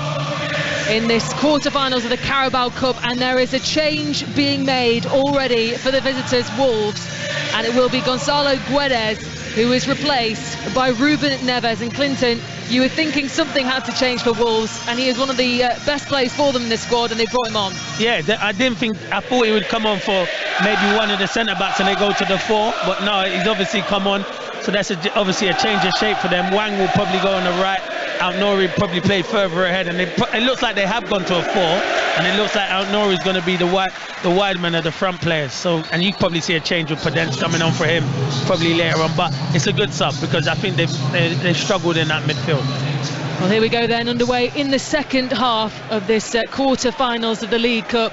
Nottingham Forest currently have the advantage, but already Wolves are trying to put the pressure on with Aït-Nouri, who's weaving his way through that left-hand side, but the ball got taken away. And Nottingham Forest, from where we are sat, playing from right to left, still in their red shirts, white shorts and red socks, with Wolves in their normal kit of their golden shirts, black shorts and golden socks.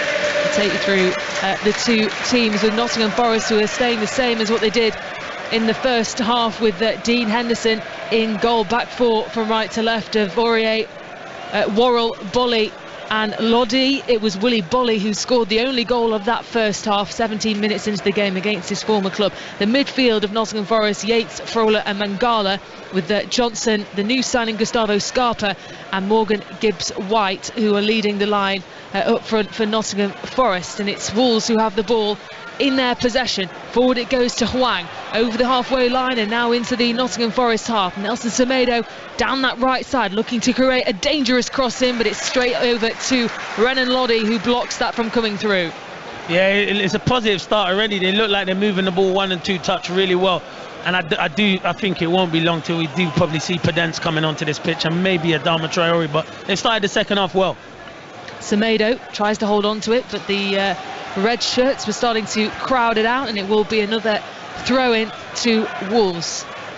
Just over halfway inside the Forest half. Back it goes to Kilman, who tries to keep this ball in play, and he does well, and it out to Neves, who's come on as the half-time substitute, has also put on the captain's armband as well since he's come on. Neves, who's sort of joining those three centre-backs at the moment from where he is. Moutinho now just outside that centre circle inside the Wolves half. Plays it across to the right-hand side to Nelson Semedo, who's waiting for it. Semedo has space to play it forward. Hwang wanted it on the right-hand side, but he went to Jimenez instead, who played it straight back to Semedo, who was making his way infield. Now Ryan Aït-Nouri has it on the left-hand side. Has to go up against Joe Worrell to try and get it away. On the turn he goes. Tries to get it into the penalty area, but it's decided to go back out instead to Mateus Nunes, and Semedo, who's waiting for it just on the edge of the D. Tried to take the hit, but another block through. Rebounded out to Hwang on this right-hand side. Has to go up against Renan Lodi again. Back out to Semedo. They are really starting to test this Nottingham Forest defence now, Wolves. It's certainly a better start to their second half than they had to the first half. Yeah, it is. It's a much better start, but yeah, it's a struggle for me to see Aït-Nouri playing. I know he's good going forward, but I think he's better as a wing-back, not in that front three. I'd rather have someone like a Podence, who's an intelligent footballer. I do like Aït-Nouri, but you're right, they have started the second half really well. Well, the team for Wolves then, Jose Sarr in goal, the back three of Johnny, Totti and Kilman, Semedo and Aït-Nouri, the two either on the wings. The midfield has slightly changed now with Moutinho, Mateus Nunes and now Ruben Neves, who's come on as that half-time substitution, with Hwang Hee-chan and Raul Jimenez, who are up front for Wolves as they look to get themselves an equaliser in this quarter-final game of the Carabao Cup. Ball is with Nottingham Forest and Serge Aurier, who goes over the halfway line, travelling with it on that right-hand side. Has to go up against Aït-Nouri to try and get away from him, and it wasn't the best ball really to Brennan Johnson. Just took it away from him, and it will be a goal kick for Jose Sarr. Yeah, I think Brennan Johnson made his move, and then as his head went down, Serge Aurier checked, and he'd already made the pass. But Forest need to get a bit of possession because they don't want to be defending for this whole second half. What do you think the message would have been from Steve Cooper at half-time? The same, really, the same, because just more possession on the ball. Stop giving the ball away. Mangala gave it away a lot, and that's how Wolves got their chances in that first half. 4 minutes gone in this second half. Nottingham Forest currently leading by a goal to nil. That goal scored by Willy Bolly in the first half. 17 minutes on the clock it was then, and they've been able to hold on to their advantage so far, but it's Wolves who are looking the stronger in this second half in the opening couple of minutes so far. They're starting to put the pressure on with Hwang, who holds on to it on that right hand side, and it will be a free kick just inside the Wolves half, actually almost on that halfway line. They've taken it quickly on that right side, and it was Neves has caught the bug. He's caught the bug, Payne. He's caught the bug when you know he's giving the ball away. It was an overcooked pass, you could say, from Ruben Neves, who's just getting to grips with this game. The ball's given away though to Gibbs White, who was right on the edge of the penalty area and took an opportunity that was gifted to him, forced a save from Jose Sarr, and Nelson Semedo can take it away. But again, Wolves momentarily switching off. Yeah, and it's Neves. We were talking about him coming on, but he hasn't started yet. It's a poor backwards header, and yeah, Morgan Gibbs White does well, but it's a good save from Jose Sarr. Well, a free kick for Wolves halfway inside their own half, just to the left-hand side, and they wanted to take it quickly because there was a little shove, I suppose, but there's not enough space, and now Ruben Neves has been told he has to take it again and decides to go back to Kilman. Kilman infield through to Moutinho, who plays it out to the right-hand side to Semedo. Forward it goes to Hwang, who looks to lift it over for Raul Jimenez to try and play through to Willy Bolly, but Willy Bolly stood strong and played it away. Back out it goes to Aït-Nouri, now picked up by Hwang. Tries to wriggle his way through a couple of those defenders that are holding strong for Nottingham Forest, and they get away from danger. Yeah, it's Wolves dominating, and these fans have to play a part in this second half, because Wolves are the one who are in the ascendancy, causing a lot of problems, but they have to work the goalkeeper Henderson. Well, a reminder that there will be no extra time in this game. If it does end in a draw, it will go straight to penalty kicks. Wolves in possession down the left-hand side. Aït-Nouri is making his way into the penalty area. Tries to hold up, but then the push comes in. Yeah, I think it was Johnny, wasn't Johnny it? Yeah, on Yates. Yates just stood his ground, and Johnny just goes into the back of him. He's just feeling the back of his hamstring. Yates is an important player for Forest. They're vice captain, so they don't want him to pick up an injury. Yeah, well, he was on the score sheet actually in their last game in that 4-1 defeat to Blackpool, but not really a goal that he'll ever really want to remember. Yet to score a Premier League goal though, Ryan Yates. 2 goals so far this season for Nottingham Forest, none of them coming in the Premier League. Brennan Loddy with the ball in his possession, plays it across to Willy Bolly. Forward across that centre circle, looking for Gustavo Scarpa, but it was taken away from him by Totti, who played it forward. And it will be Raul Jimenez who starts to put the pressure onto Dean Henderson, but it was a big kick away from Henderson. Forward again it goes to Totti, and over the halfway line back into the Nottingham Forest half. Willy Bolly onto the left-hand side to Brennan Loddy. Loddy goes down after a little push from Hwang, and that will be a free kick to the home side, who still just need to find their feet a little bit in this second half. Yeah, they need some possession, Nottingham Forest, because they don't want to be dependent for the whole second half. Wolves started well, but they still don't look like they've got that cutting edge in that final third. Forest 1, Wolves 0. Almost played 10 minutes of this second half already, and it's Wolves who have certainly come out the more energetic in that second half, with Julien Lopetegui, the new Wolves manager, making a half-time change. Gonzalo Guedes making way for Ruben Neves as they hope to get themselves an equaliser in this game and see if they can continue their hope for more silverware coming their way. Nottingham Forest with the ball in their possession though. Back it goes to Mangala into the centre circle, and Remo Freuler plays it back out to Willy Bolly, and now Joe Worrell, the captain.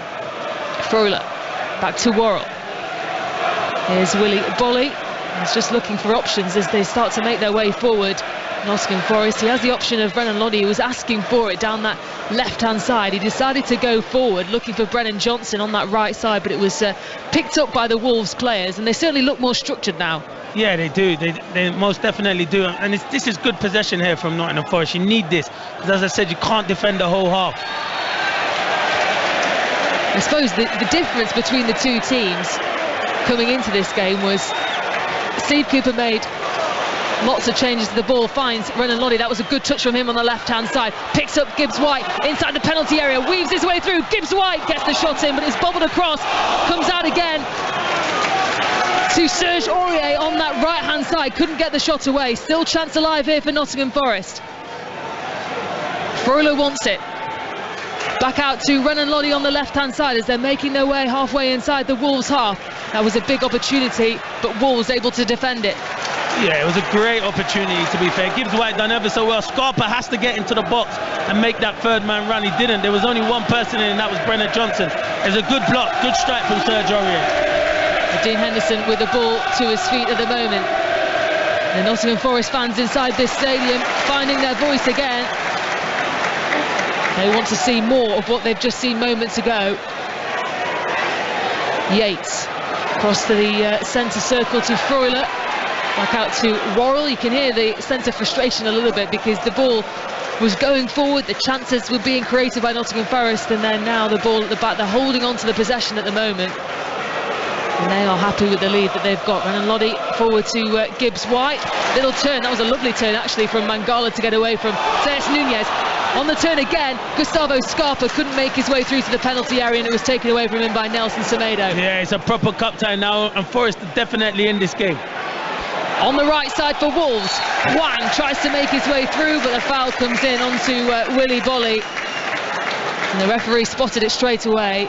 Willy Bolly stays down. He looks to be in quite a lot of pain, actually. Yeah, I don't know if he rolled his ankle when he made that tackle, because it is slippery conditions. But yeah, it looked like he rolled that ankle. But watching that replay, it was a great bit of skill from Gibbs White, and it was ended up being a great block from Johnny at the back post.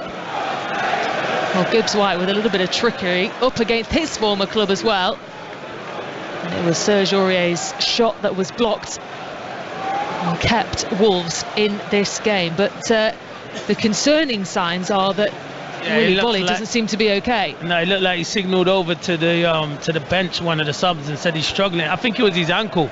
He was hopefully he was feeling the back of his Achilles. I hope it's not his Achilles. I hope it is just that ankle, and maybe it was just a kick. But he, as soon as he went down, watching the replay now, look, Wang gets, and it's his ankle. His ankle gets caught in the ground where he tries to make the tackle, and he does make the tackle. The ankle gets caught in the ground, and I think it's the left ankle.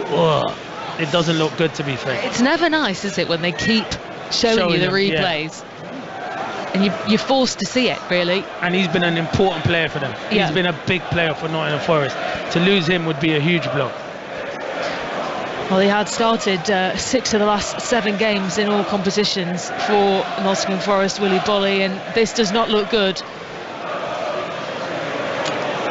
And they are getting the stretcher out as well, so we'll have to wait and see how he is doing, but he does look to be in a lot of pain. There are quite a few players surrounding him now, rightly so, very concerned for their player. Yes, no, he's standing up. He don't want the stretcher. That's a good sign. Well, Scott McKenna is ready for Nottingham Forest to come on and replace him. There's a big round of applause for Willy Bolly because he's back up on his feet. The stretcher is making its way back off the pitch without Willy Bolly in it, so Willy Bolly is being helped. No, he's a strong boy. He don't want no one to hold him. I think he wants to try and continue being, but there's a big game for Forest on the weekend. He don't want to take no chances. He's a key player for them. And Nottingham Forest have got Leicester coming up on Saturday as they try and edge further and further away from the relegation zone. Wolves also ready to make a couple of changes themselves as well. Yeah, Pedence, one of them. And Cunha. Yep. I think João Moutinho's coming off and out Nori. So they are really going for it. Yeah, Ait Nouri makes way, João Moutinho as well. So Daniel Pedence and Mateus Cunha both come on for Wolves, and let's see if Nottingham Forest are going to be making a change. Scott McKenna is ready, but I think Willy Bolly is trying to plead to stay on the pitch. Yeah, and the physio's saying to him, don't take the risk, but he's saying he's all right. It's against his old team. He's had a good game. He don't want to come off, but I think he's going to give it a go. He's a strong boy, Willy Bolly. But the bigger picture is they do have a lot of big games coming up. Well, Willy Bolly is back on the pitch, back up on his feet, and wants to continue, so I'm sure they'll have to keep a close eye on that. Scott McKenna is putting his coat back on. Oh no, he's not. He was putting his coat back on, and now he's taking it back off again. Yeah, because Bolly sprinted on the pitch and they said to Lodi, nah, I can't do it, it's no good. He's obviously, it's not as bad as first feared, but you can see he's still limping and it's still a struggle, so it's not worth taking a risk. Mateus Nunes with the ball for Wolves, tried to play it over to that left-hand side, but it was headed straight out for a Nottingham Forest throw. So I think this will be the opportunity now for them to make their change. And he tried his best, Willy Bolly, but he can't continue. Gets a standing ovation from the fans inside this stadium. Also a standing ovation from the Wolves away support as well. He clapped them first on his way out. He scored the opening goal for Nottingham Forest in the first half. Got injured just moments ago, tried to continue on, but it was too much for him, and it will be Scott McKenna to replace him. Yeah, he's been outstanding, and you can see when you're the way fans Wolves, he's been a great servant at Wolves. Wasn't probably playing as much as he wants, but he's been outstanding for Forest with Worrell recently.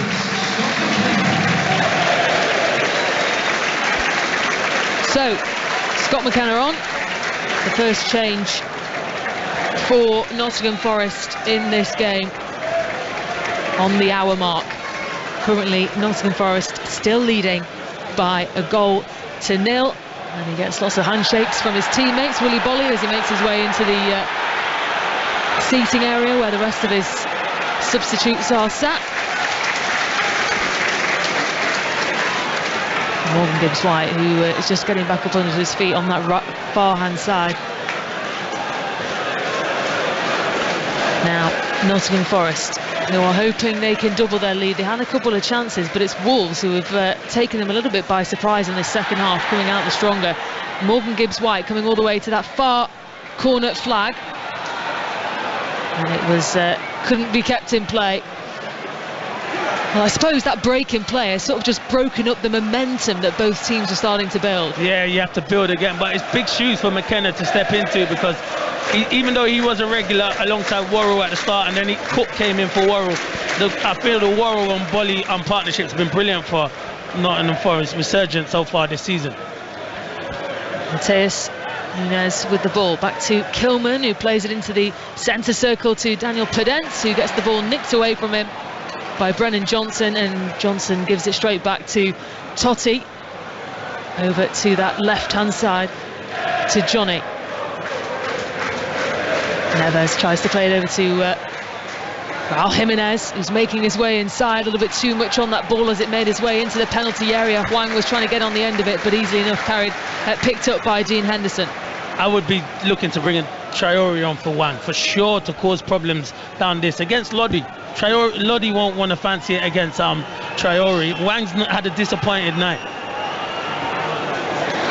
Well, Dean Henderson put the ball down to take the big kick, and much to his surprise, Raul Jimenez was chasing it down, very nearly got on the end of it, which did force Dean Henderson to make a bit of a rash decision and played it out.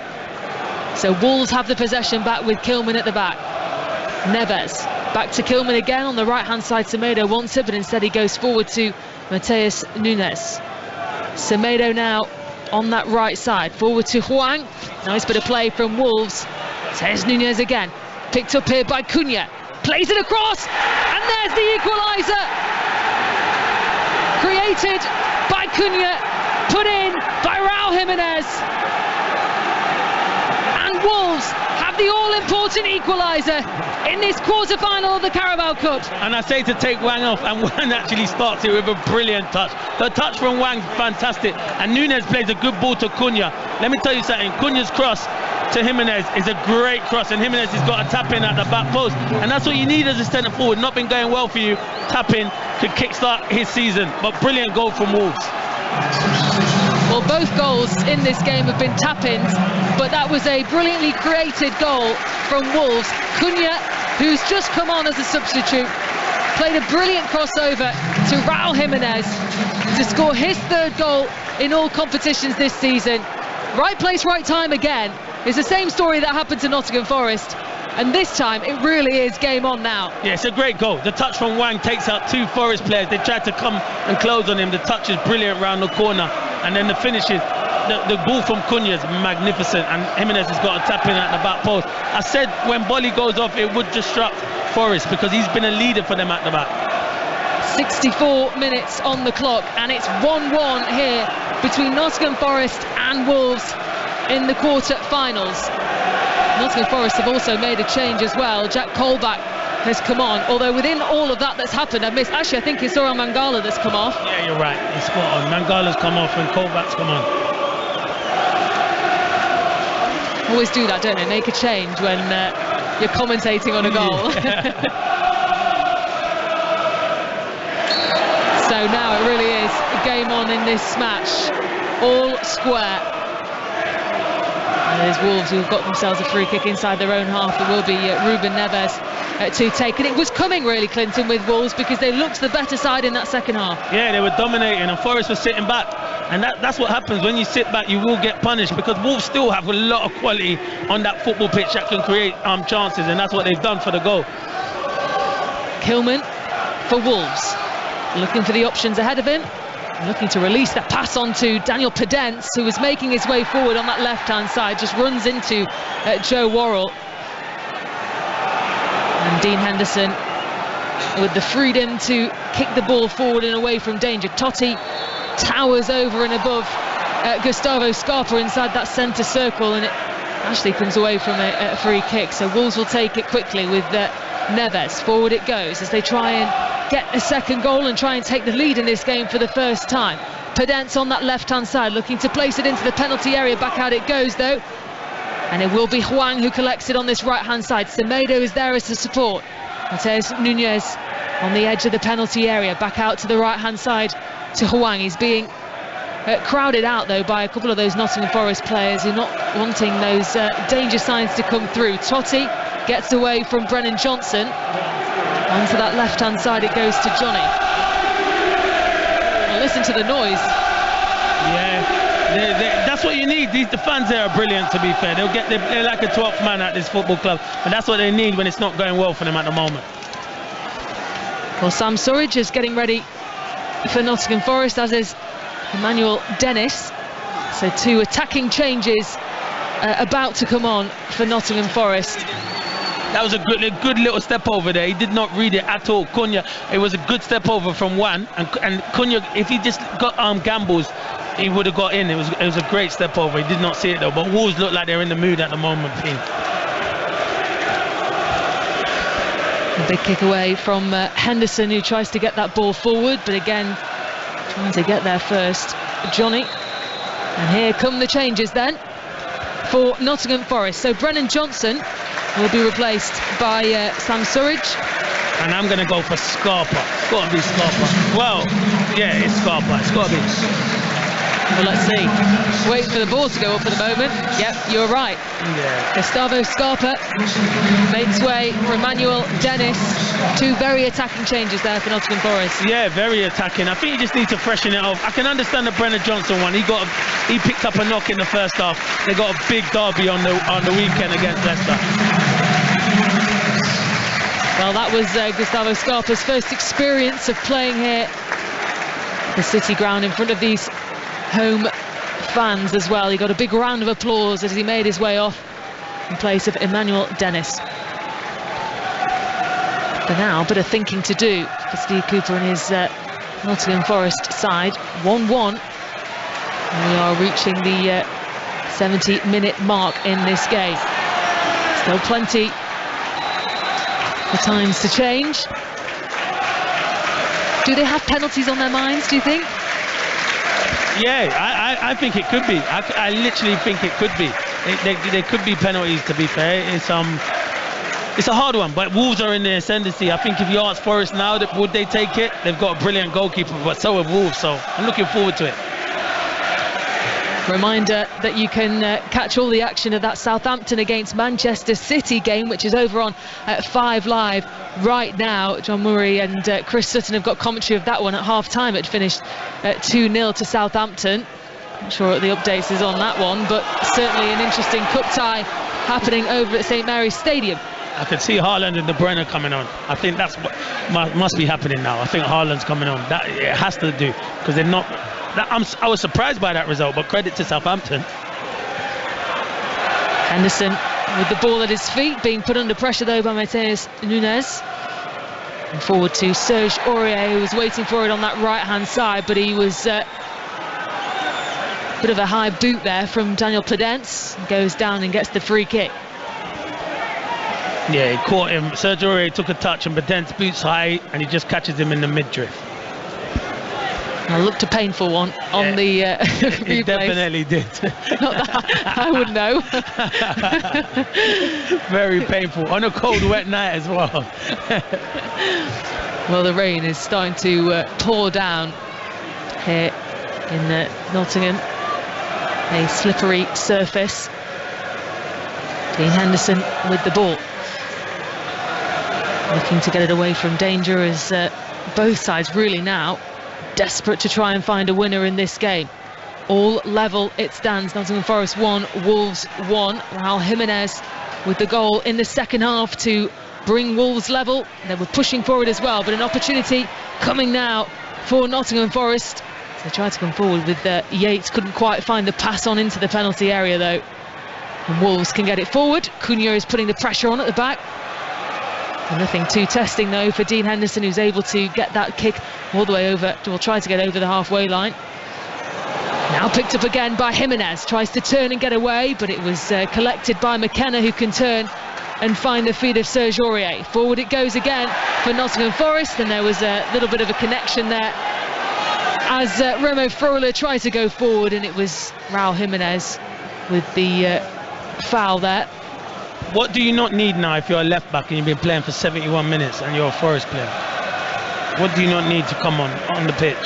Adama Traoré. I can just see him getting stripped, ready to come on, and yeah, you don't need that as Lodi and McKenna, where you've been playing and you've got someone who's so quick, but it depends what Adama Traoré comes on to. Well, he is getting stripped and he's getting ready to come on, so he will have his best part of just under 20 minutes in this game. Just gone over 71 minutes, 1-1 it stays here on 5 Sports Extra. Clinton Morrison watching this one alongside me. The quarter-finals of the Carabao Cup. Morgan Gibbs-White has the ball, striding forward now for Nottingham Forest, looking to get into the penalty area. Manuel Dennis gets it on the turn, tries to get it right-footed shot, but it was blocked straight away by 3 Wolves players who were standing strong. Huang holds on to it on this right-hand side, plays it infield to Matheus Nunes and back out to Kilman. It certainly looks like a more relaxed and calm Wolves than we saw in the first half. Yeah, but that's what Neves adds to that team. You know, he's calm and collective. He just sits in front of that back four. He dictates play, and it expresses Nunes, because Nunes was poor in that first half. Second half, he's been much better, can play further forward, and he's the one who's causing Forest problems from them deep midfield runs. Well, Julien Lopetegui giving a lot of words to Adama Traoré before he comes on. Wonder who he will be replacing. To be fair, the only one you could think it might be Jimenez or Wang. It's one or the other, because all the others attacking players have only just basically come on. Well, here is Raul Jimenez, who's trying to weave his way into the penalty area, but plays it back out to Kilman. They'll have to go all over again. Jimenez on that left-hand side. Switches the play across to Neves. And now Semedo down that right-hand side. Plenty of Wolves players getting into the area. Jimenez was one of them, but it was a big header away from the captain, Joe Worrell, for Nottingham Forest. Back out to the centre circle it goes, and Wolves have possession again with Neves. Forward it goes to Huang. Neves picks up and tries to weave his way away from those Nottingham Forest defenders, but too much on the ball, and as he tries to take hold of it, Serge Aurier goes down, but an opportunity now for Sam Surridge, who can go one-on-one with the keeper, but enough Wolves players came back to just put him off, and he didn't get the opportunity to get his shot away. Still alive though with Emmanuel Dennis, who tries to get it forward. Ryan Yates picks up on it infield, and back it goes to Worrell. And frustration for Nottingham Forest. Serge Aurier has been down the whole time really. Neves with a high kick as that attack came forward for Nottingham Forest, but what a shame for Sam Surridge, who saw his opportunity right in front of goal. He'll be the first to tell you he's not blessed with, he's a goal scorer. He's not really one who's going to go and take on the centre-back, but he's got Kilman one-on-one. Just do a trick, get half a yard and get your shot on. He decides to come back, and that's why when the attack eventually gets crowded out. Well, while Serge Aurier is getting some treatment, the change comes for Wolves, and it is Raul Jimenez who scored that equalising goal for Wolves 63 minutes into the second half, and he is being replaced by Adama Traore. Another attacking change. How will Renan Lodi cope with a player like Adama Traore? Yeah, he's just got to do what he's got to do, and eventually it's hard. A lot of people can't deal with Adama. He's so quick, but when he is in the mood, it'll be very good. When he's not in the mood, it'll be easy for Lodi. If he's in the mood, he can cause a lot of problems, but lots of defenders can't deal with that. He has blistering pace that probably one person could deal with that, and that's Carl Walker, because he can match him for the same pace. He is out of contract at Wolves in the summer, so it will be interesting to see whether he signs on or whether he goes somewhere else. Of course, spent time on loan at Barcelona last season. There's a player in there, definitely. 100% there's a player. He's just got to be more consistent, because he's got a fantastic ability. Well, remember, you can catch all the reaction to tonight's 2 games in the League Cup over on the BBC Football Daily podcast. That's available on the BBC Sounds app. All the reaction and chat about these games. Plenty to talk about, lots of talking points in both games especially. A reminder, you can listen to the Southampton against Manchester City game, that other game in the League Cup. That's over on 5 Live with John Murray and Chris Sutton. But here we have got quite the tasty tie on our hands. It's Nottingham Forest 1, Wolves 1. We are getting into the final 15 minutes of this game as Nottingham Forest look to get an attack on again. Morgan Gibbs-White, who was trying to wrestle his way inside the penalty area, wasn't being allowed to do so by the Wolves players, who have got it back in possession, and Kilman can get it forward over the halfway line looking for Adama Traore. Mateus Cunha was there too. Both teams just looking to hold on to the possession at the moment, looking a little bit frantic. Infield it goes to Neves, forward inside the Wolves half it is, and Nottingham Forest looking to get an attack again. Emmanuel Dennis now on this left-hand side, overlapping run from Renan Lodi. He's urged to shoot, but he doesn't do so. Oh my gosh! The post, how on earth my gosh. did that not go in? It looked like it was trickling all the way in on that far post. Jose Sarr completely missed it, and somehow it stayed out. It went on the inside of the far post, and Nottingham Forest are not leading. It stays 1-1. Yeah, Dennis should have shot. He tried to play a 1-2, it was deflected off one of the players, and it just because of the speed of the it's been raining, it just skipped through to, and it was Jose Sarr was beaten. I thought it's going in, and it's so unlucky, hits the post, and Totti Gomez clears it. But yeah, good opportunity for Forest. I think everyone inside this stadium thought it had gone in. It looked like it was just trickling into that far post, and it was the woodwork that denied Nottingham Forest to go ahead again. Throw in though, in line with the penalty area, taken by Renan Lodi, bounced over and away by Totti, and out for a corner kick. Listen to this, Clinton. Hey, brilliant, to be fair. That's what I'm saying. These fans are magnificent, and that's why I think it'd be the difference of Forest staying up with their home matches, because they like having a 12th man. Well, they got their first away win in their last Premier League game against Southampton. And we're just looking at the replay there. Jose Sarr missing that ball. I don't think he could believe his luck that it didn't go in. So, corner kick to Nottingham Forest on this near side. Taken by Gibbs-White, headed away. Only as far as the top of the penalty area. Picked up here by Jack Cole, back halfway inside the Wolves half on the left-hand side. Wolves trying to get it away, and Gibbs-White collects. Podence tries to clear it, and now picked up by Adama Traore. Looks to release Podence again down that right-hand side. Too much on there. See, that's where Adama Traore's got to be better. We can know he's explosive, but he's got to keep the ball. His team are under pressure. He just kicks it out of play. You can see Joe Hodge getting ready as well for Wolves. We're going to make another change. Well, the sounds that you can hear are it's gone. It's a free kick for Wolves, but they don't think it should have been. And the referee just actually having a word at the moment with Ruben Neves. I think Neves is saying, you booked me for that on Sergio Aurier, the same thing, and Morgan Gibbs-White's done the same thing. Yeah. So it's consistency. That's why I think he's having a go at him.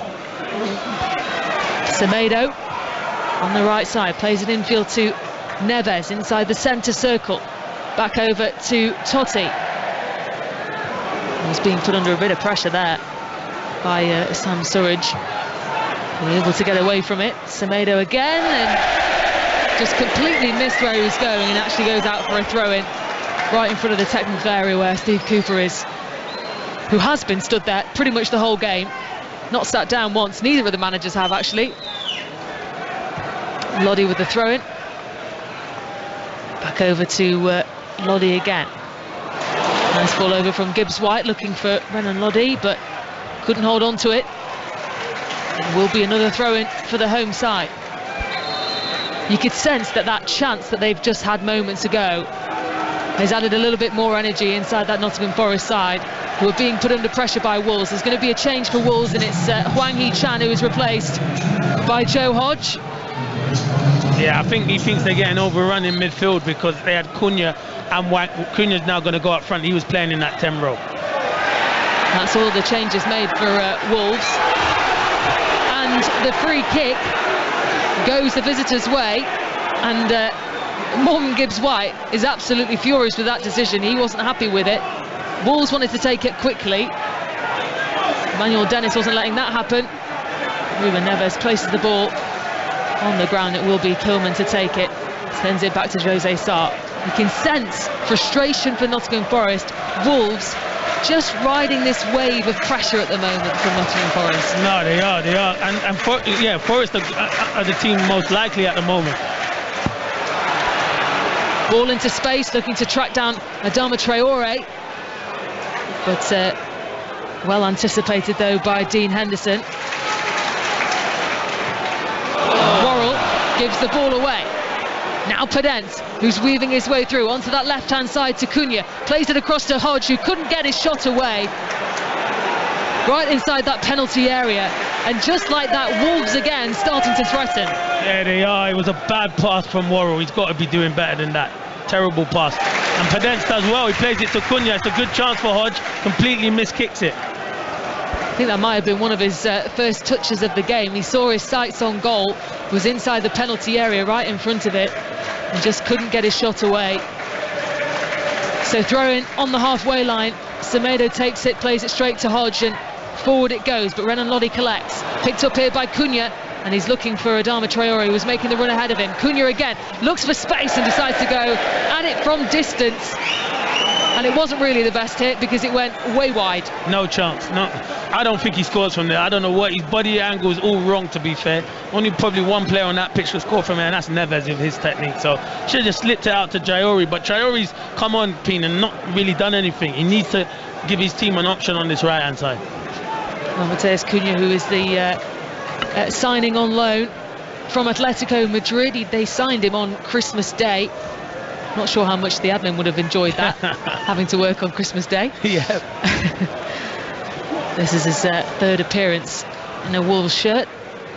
Didn't score in any of his 17 appearances for Atletico Madrid this season so far, though, Mateus Cunha. Wolves in possession, halfway inside the Nottingham Forest half. Forward they go with Mateus Nunes, and it just went behind Semedo, but he's still able to pick it up on that right-hand side, going up against Colback. And they steal the ball away, Nottingham Forest. Gibbs-White on the turn, getting away from Hodge, but Totti coming back over the halfway line to come back and help his team out. Ruben Neves now, right side to Traore. Up against Colback again, weaves his way through, looking to pick out Hodge, but back forced to Mateus Nunes, and out to Semedo again. Wolves holding on to the possession, looking to get control of this game. Totti finds the pass over to Adama Traore, and they're asking for a handball. They're not getting it, though, Nottingham Forest. I don't think there's too much that he could have done about that. No, I agree with you. Hodge trying to weave his way infield, but it was taken away from him by Remo Freuler, who tried to release the pass onto Morgan Gibbs-White early on, but it was well spotted by the defence from Wolves. Now Hodge again down this right side. Adama Traore has it up against Renan Lodi and Jack Colback, both Nottingham Forest players looking to try and block Traore's way through, and it was successful. Got to do better than that. Just can't knock it. If they're doubling up, give it to someone else. That means there's a spare man. And at the moment, Nottingham Forest just giving the balls away. Every time they win it back, they don't hold on to it for very long. Wolves looking stronger. Neves, back it goes to Kilman. Kilman looking for Bedence, who's been waiting for it on that left-hand side as well to keep it into play. And Johnny forward now for Wolves. Looking to get a neat pass on to Bedence, but it was well cut out by Serge Aurier. And that will go Wolves' way, halfway inside the Nottingham Forest half on that far side. Turn to take it quickly. Still can't find a way through at the moment, the visitors. Semedo has it again on the right-hand side. Adama Traore now up against Renan Lodi. Emmanuel Dennis has come back to help out, still tries to get that cross in. And eventually it does get the block off from Renan Lodi, so it will be a corner kick to the visitors. Yeah, it was good doubling up. Dennis done well there, because I don't think you can leave him one-on-one with Lodi, even though Lodi's doing well. He's saying go on and I'll show you the line, and he wants to race him, but it's all Wolves at the moment. Forest can't get hold of the ball. 5 minutes to go until we hit the 90-minute mark. Corner on this near side will be taken by Mateus Nunes. And what a time it would be to score now for either team. 1-1 it is at the moment between Nottingham Forest and Wolves. Corner gets taken in. Still not cleared away, but Gibbs White, who was waiting for it on the edge of the area, is able to boot that ball away from danger. And Steve Cooper is urging his players to get higher up the pitch to try and put the pressure on the defence for Wolves. At the moment, the only player that's doing so is Sam Surridge. And the ball comfortably back to the feet of Jose Sarr. On the left-hand side for Wolves is Pedence. He's trying to wriggle his way through this midfield of Nottingham Forest. That's that long pass over, looking for Mateus Nunes, but picked up by Lodi. Now an opportunity to break for Nottingham Forest. Deliver. Plenty in red going forward, and it wasn't the right cross, and it went straight into the hands of Jose Sarr. Good opportunity. Gibbs White's got better quality than that. Much better quality.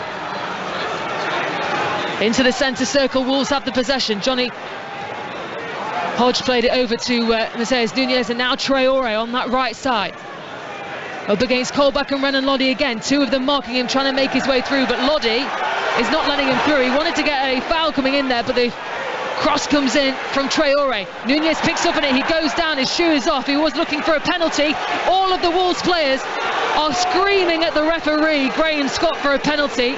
There was connection because his shoe's off, and you can see that Ruben Neves has actually taken the shoe and ran over to the referee and said, look, there was connection on there should be a penalty. Well, it's getting a bit heated now because plenty of the players in showing their frustrations. But the referee, there's no VAR, Clinton, so we're not going to have a look at it again. Yeah. Mateus Nunes saying he should have had a penalty. That's what he's asking for. Yeah, he's saying that he should have had a penalty, but we can't see. We need to see a replay. Well, the referee just has to sort this out because frustrations are starting to boil over here between a couple of the players. They're not happy with that, but you can see straight away the reaction, and it says a lot, doesn't it, about the reaction from players? Yeah. From the Wolves players straight away surrounding the referee. Yeah, I think it's because his boots come off, so they're saying he's been clipped. Obviously, if there's VAR, we could see. We haven't seen a replay yet because obviously there's a lot of pushing from Serge Aurier and Daniel Pedence, but yeah, there is a lot of pushing.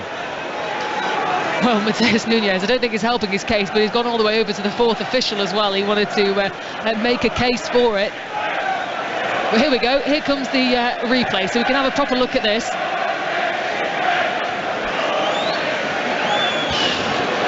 I don't know. It's accidental, isn't it? He trods on the back of his boot, so that's what he does. If he trods, because he trods on the back of his boot, there's contact, so it should be a penalty. But it's not. It's accidental. He doesn't know much about it, but it disrupts him because he's going right to goal. But he does tread on the back of his boot, so you can understand why the Wolves players feel so aggrieved. Well, it's Emmanuel Dennis who was the player that put the connection in on Mateus Nunes. So, should it have been a penalty or not, Clinton? Well, he treads on the back of his boot, so if he treads on the back of his boot and he disrupts his run, it should have been a penalty then. It should be a penalty. But I'd be angry if it was given against me. So it's one of those in-between ones, do you know what I mean? So, Julian Lopetegui's just had a bit of a telling off from the referee, Graham Scott. I missed, actually, if he was given a yellow card there. Don't know whether it was just a warning, but We are almost hitting that 90-minute mark. 89th minute, still 1-1. If it's level at the end of this, it will go to penalties, and whoever wins on penalties will be going through to the semi-finals. Loose ball picked up by Aurier as Pedence is making his way through and kicked away by Henderson. It's been all action for Wolves at the moment. Nottingham Forest haven't really been able to test as much as they were doing in the first half. It's a foul. It's a foul. The game's gone scrappy because of that decision. It's gone scrappy now, and there's going to be a lot of little needless fouls at the moment, but it's a hard one with that penalty decision because it's not deliberately, but he does tread on the back of his boot, but it's accidental, so that's why the referee, I think, sees it as. So maybe I'm 50-50, P. So if I'm 50-50, I can't moan at the referee. Wolves in possession with Semedo down that right-hand side, looking to place it to Adama Traore. Traore weaving his way through. 6 minutes. Yeah, 6 minutes of additional time. 6 minutes for either side to try and get a late winner. Cunha playing it through to Traore. Wriggles inside the penalty area looking to get the cross in, but again, Colback and Frollo this time blocking the cross on the way in. Yeah, it's good play from Cunha. He's come on and made a big difference, to be fair. He assisted Jimenez, played it to Traore. It was good defending, but Wolves look the most likely at the moment. They certainly do, and they are attacking where the Wolves away fans are stood as well. So the celebrations would be huge if Wolves could get a late winner. As it stands, Nottingham Forest 1, Wolves 1. Corner kick comes in. Headed forward, still not cleared away by Nottingham Forest, and eventually it's Worrell who gets across the face of goal and kicks that ball away. Picked up by Pedence inside the Wolves half. There's no Nottingham Forest players who are there trying to make anything of it. Looks really like Nottingham Forest are ready to take penalties. Yeah. Oh, what a ball that is, by the way. Mateus Nunes on that right side, pings it all the way across to Neves on that left-hand side into the penalty area. Wriggles his way through, and it wasn't a great cross, really easy enough for Freuler to try and get it away. It's all defending now for Nottingham Forest. Have an opportunity though to break with Sam Sturridge. He's got support arriving in Emmanuel Dennis, who's just slowed his run down before he was trying to get into the penalty area. Still looking for the options, and it wasn't the right pass on. Too many Wolves players in the way into that penalty area, and the frustrations inside this stadium because he just completely slowed that attack down, Emmanuel Dennis. Take him on. That's what you've been brought on to do, Emmanuel Dennis. He slowed it down. He lets them get back into their shape. Take him on. That's what you've been brought on to do. Traore tried to hold on to it on that right side, but it's picked up by Pedence in field. Looking for the options, and the option again is to the right with Traore. Mateus Cunha's waiting for it. Emmanuel Dennis is coming all the way through. He was looking for a free kick, but Cunha tried to wriggle his way through, but Colback did well to defend it and play it back to Henderson. Oh, wow. Is on for a tasty end. Cunha will try and get on the end of this. He keeps it in play, but it will be a free kick, a little push in the back there as he tried to hold on to that ball, but he will go and send his apologies over to Renan Lodi, who was the player that was fouled. Well, in this stadium, Nottingham Forest have given Dean Henderson the player of the match. Yeah, I think I'd agree with that. Would you? The two big saves in the first half, outstanding saves. I think he's been excellent, to be fair. Will Wolves look back on this game again and think we didn't take the chances that were presented to us? Yeah, I think you would say Wolves have been the better team. I think they have been the better team. They've created the most chances, and they'll be disappointing for sure. Oh, Aurier missed it inside the centre circle. A lot of tired legs out here now, Pete. Picked up by Gibbs-White inside the centre circle again. Oh, Pedence trying to weave his way through. Actually, it was Joe Hodge. Cunha finds Hodge again. Onto that right side, not the best pass onto Traore, and it was picked out by Lodi, and Cunha wasn't letting Lodi come through, and it will be a throw-in to Nottingham Forest. I like Cunha because he works hard, to be fair. He's a centre forward, works hard, he can create stuff. I think he could be a good signing for Wolves. In the cameo I've seen him this evening, he looks really good. He's there to score goals, but he assisted it ever so well, and he works hard as a centre forward. 3.5 minutes of the 6 minutes that have been added on have gone. Now Johnny inside the centre circle for Wolves, plays it, well, looking to play it forward, but he's being ushered to the side to Semedo, and it will be a free kick for Wolves just inside the Nottingham Forest half.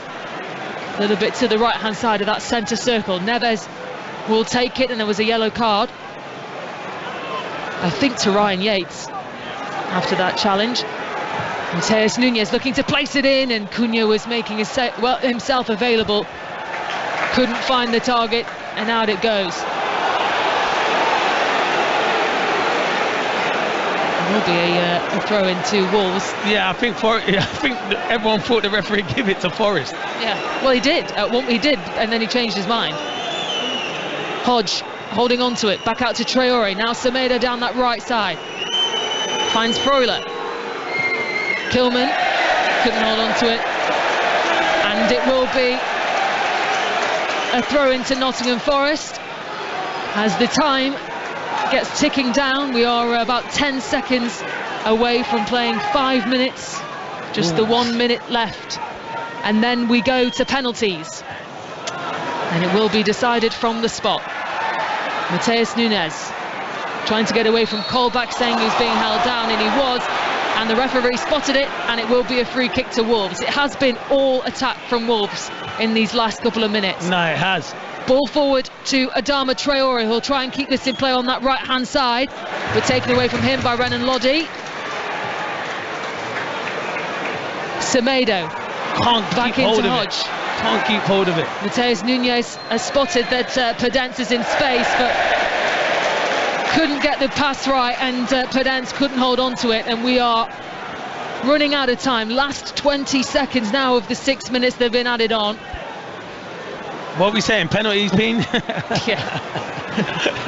Unless we get one last attack here from Forest, but I think it's penalties. One last opportunity. Here we go. He should be blowing now, shouldn't he? Well, Morgan Gibbs-White is looking to try and get hold of it, but he can't do so.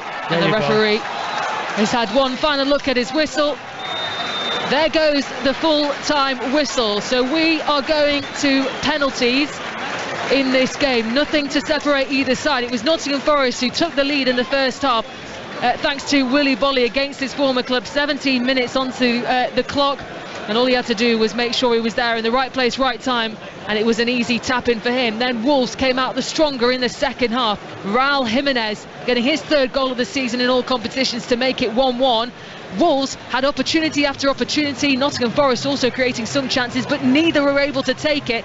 We are going to penalties. Your thoughts on that game so far, Clinton? No, I thought it was a proper cup tie. Obviously conditions were difficult in that second half, the rain and the wind, but I thought Wolves were the better team in the second half. Forest really struggled, didn't really create anything. They started ever so well in the first half, but second half I think it was all about Wolves. He made good substitutions. Cunha come on, made a big difference up front, assisted it, got the goal for Jimenez, and now it's just about confidence and who fancies to take a penalty, because that's what the manager will be saying. Who really wants to take a penalty and who can be the hero really with the goalies? Two good goalies in Sarr and Henderson. Henderson's already been given man of the match. Can he be the hero? As a player, what's going through your head right now? No, basically the manager will say who wants to take one, and I'm just basically, if I'm one of the penalty takers, which I would have been in this situation, I'm just thinking, just pick your spot. Don't change your mind, even if the goalkeeper goes early. Pick your spot and don't change your mind, and just be confident, because obviously it's a lottery really and truly. It's like having a one-on-one situation. Just pick your spot and hit the target. Well, both sets of players at the moment in a huddle, getting their last words of encouragement before this penalty shootout gets underway. How much will it mean for either team to go through to a semi-final? Yeah, it'll be big. It'll be a confident booster as well, especially if it looks like, and we don't know what the Man City score is, but if Man City get knocked out and Southampton beat them, I'm not being disrespectful to Southampton, one of these teams would want them in the next round, and it still is 2-0 to Southampton, so it looks like Man City could be going out, so it's a big opportunity for someone to get through to the next round. There still is Newcastle and Man United, two informed teams as well. Well, I think they're just deciding which end is a big one, because if it's that end where the fans are, it's brilliant for Nottingham Forest. That end where Wolves fans are, still some Forest fans at the top end, but all Wolves fans in that away end. Yeah, from where we are sat in our commentary position, the left of us is the Trent end, and to the right of us is where all the Wolves fans, away fans, are sat. So we will see now, and we'll see which direction the referee is going to, and it looks like Neves must have won because it's that end. Yeah, so they will be kicking to the right of where we are sat, so that is in front of the Wolves fans, and the cheers have been going round from the Wolves away support. They're happy with that because they're going to be watching from a very good view these penalties. Yeah. They'll just be hoping that one doesn't smash them in the face. Exactly. I was here last season in a penalty shootout. It was the playoff. It was the playoff semi-final against Sheffield United, and Brice Samba was magnificent, Pete. And you know where the penalties were taken? That end. Oh. So, and I was here. I was here as a spectator watching. So here we go then. Penalties it is, and it will be Nottingham Forest to take first. Sam Surridge is the first player to step up. I always think, Pete, your best penalty takers, get them first. You saw it too many times in the World Cup where people wanted to be the fifth penalty taker. Get your best penalty takers in the top three. You always need to get off to a good start.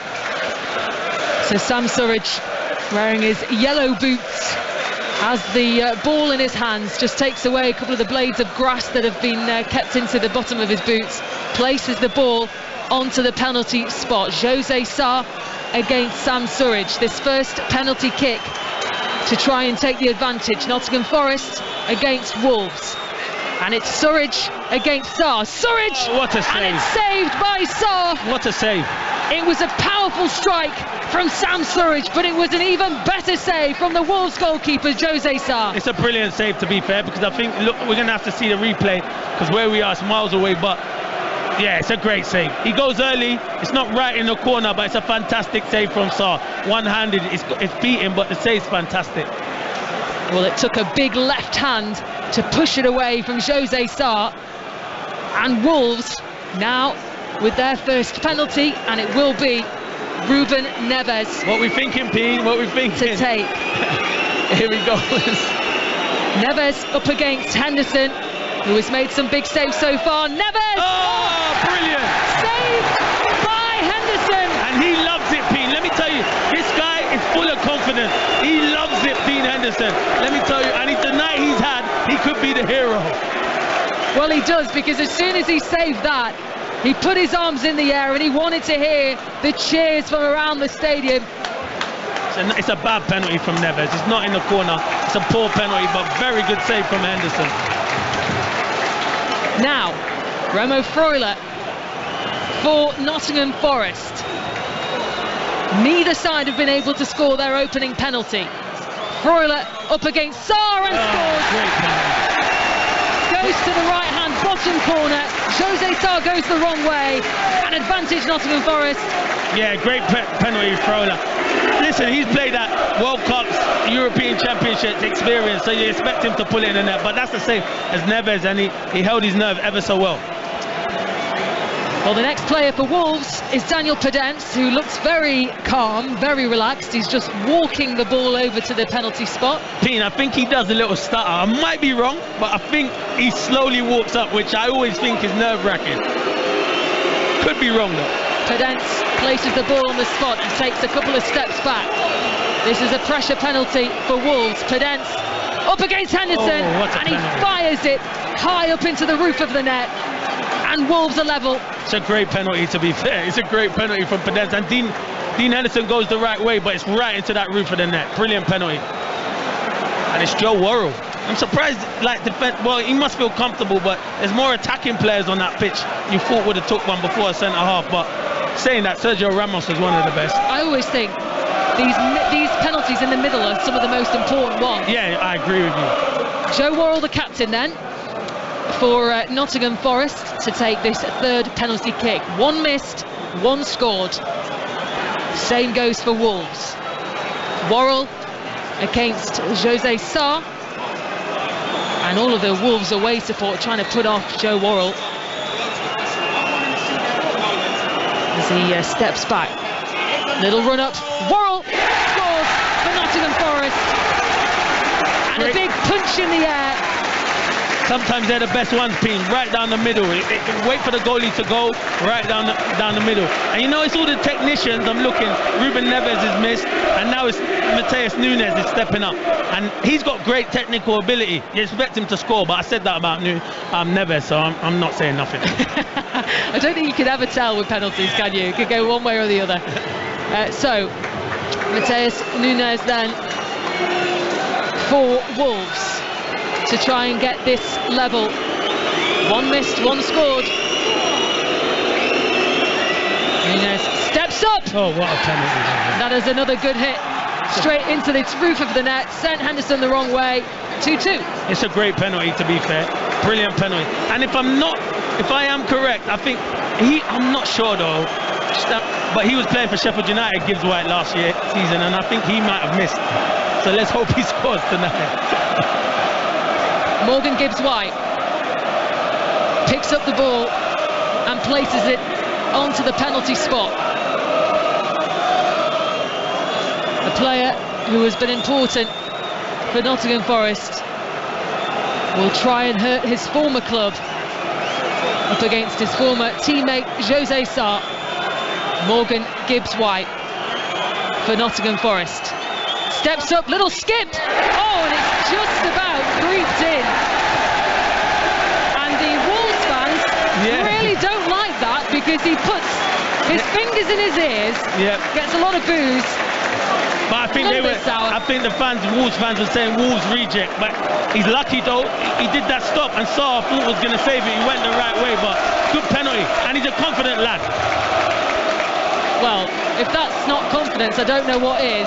Wow. It just creeped past Jose Sarr. He went the right way, went to his right-hand side. Great penalty, wasn't it? Good penalty. And now it is Mateus Cunha for Wolves to try and reply to that penalty kick from Gibbs White. Cunha for Wolves What scores. a penalty. That's the best one out of the lot. He does the same thing. He puts his ears. Brilliant. So a reply from Cunha to that penalty from Gibbs White is doing exactly the same celebration, putting his fingers in his ears. Henderson didn't even move. No, he didn't. That's how good the penalty was. So now for Nottingham Forest, it is Jack Colback who is the substitute in the second half. Oh, this is the pressure one, team. This is the pressure one. The fifth penalty. Yeah, I always say pressure one. Colback for Nottingham Forest scores straight through the middle, and they're all doing it now. Yeah, they're all doing their fingers to their ears. See what? Now it's the young boy Hodge. I'm saying to them, I'm looking at the players they've got on the pitch. Maybe Adama Traore doesn't. I don't know if he's. But it's so much pressure on the youngster Hodge. So much pressure. So it is the youngster, 20-year-old Joe Hodge, who steps up to take this fifth penalty for Wolves. He has to score. He looks nervous because he just wants to take it quickly, Pete. Hodge has to score, and he misses. Told you. It's saved by Dean Henderson, who runs all the way over to the Nottingham Forest supporters.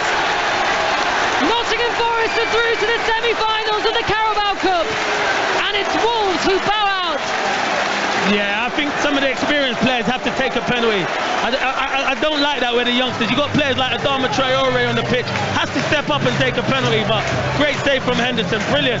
He deserved the man of the match, made two crucial saves, but I don't like that where a youngster's taking it. I know he might want it, but there's experienced players that should step up, but great cup tie, Dean Henderson the hero.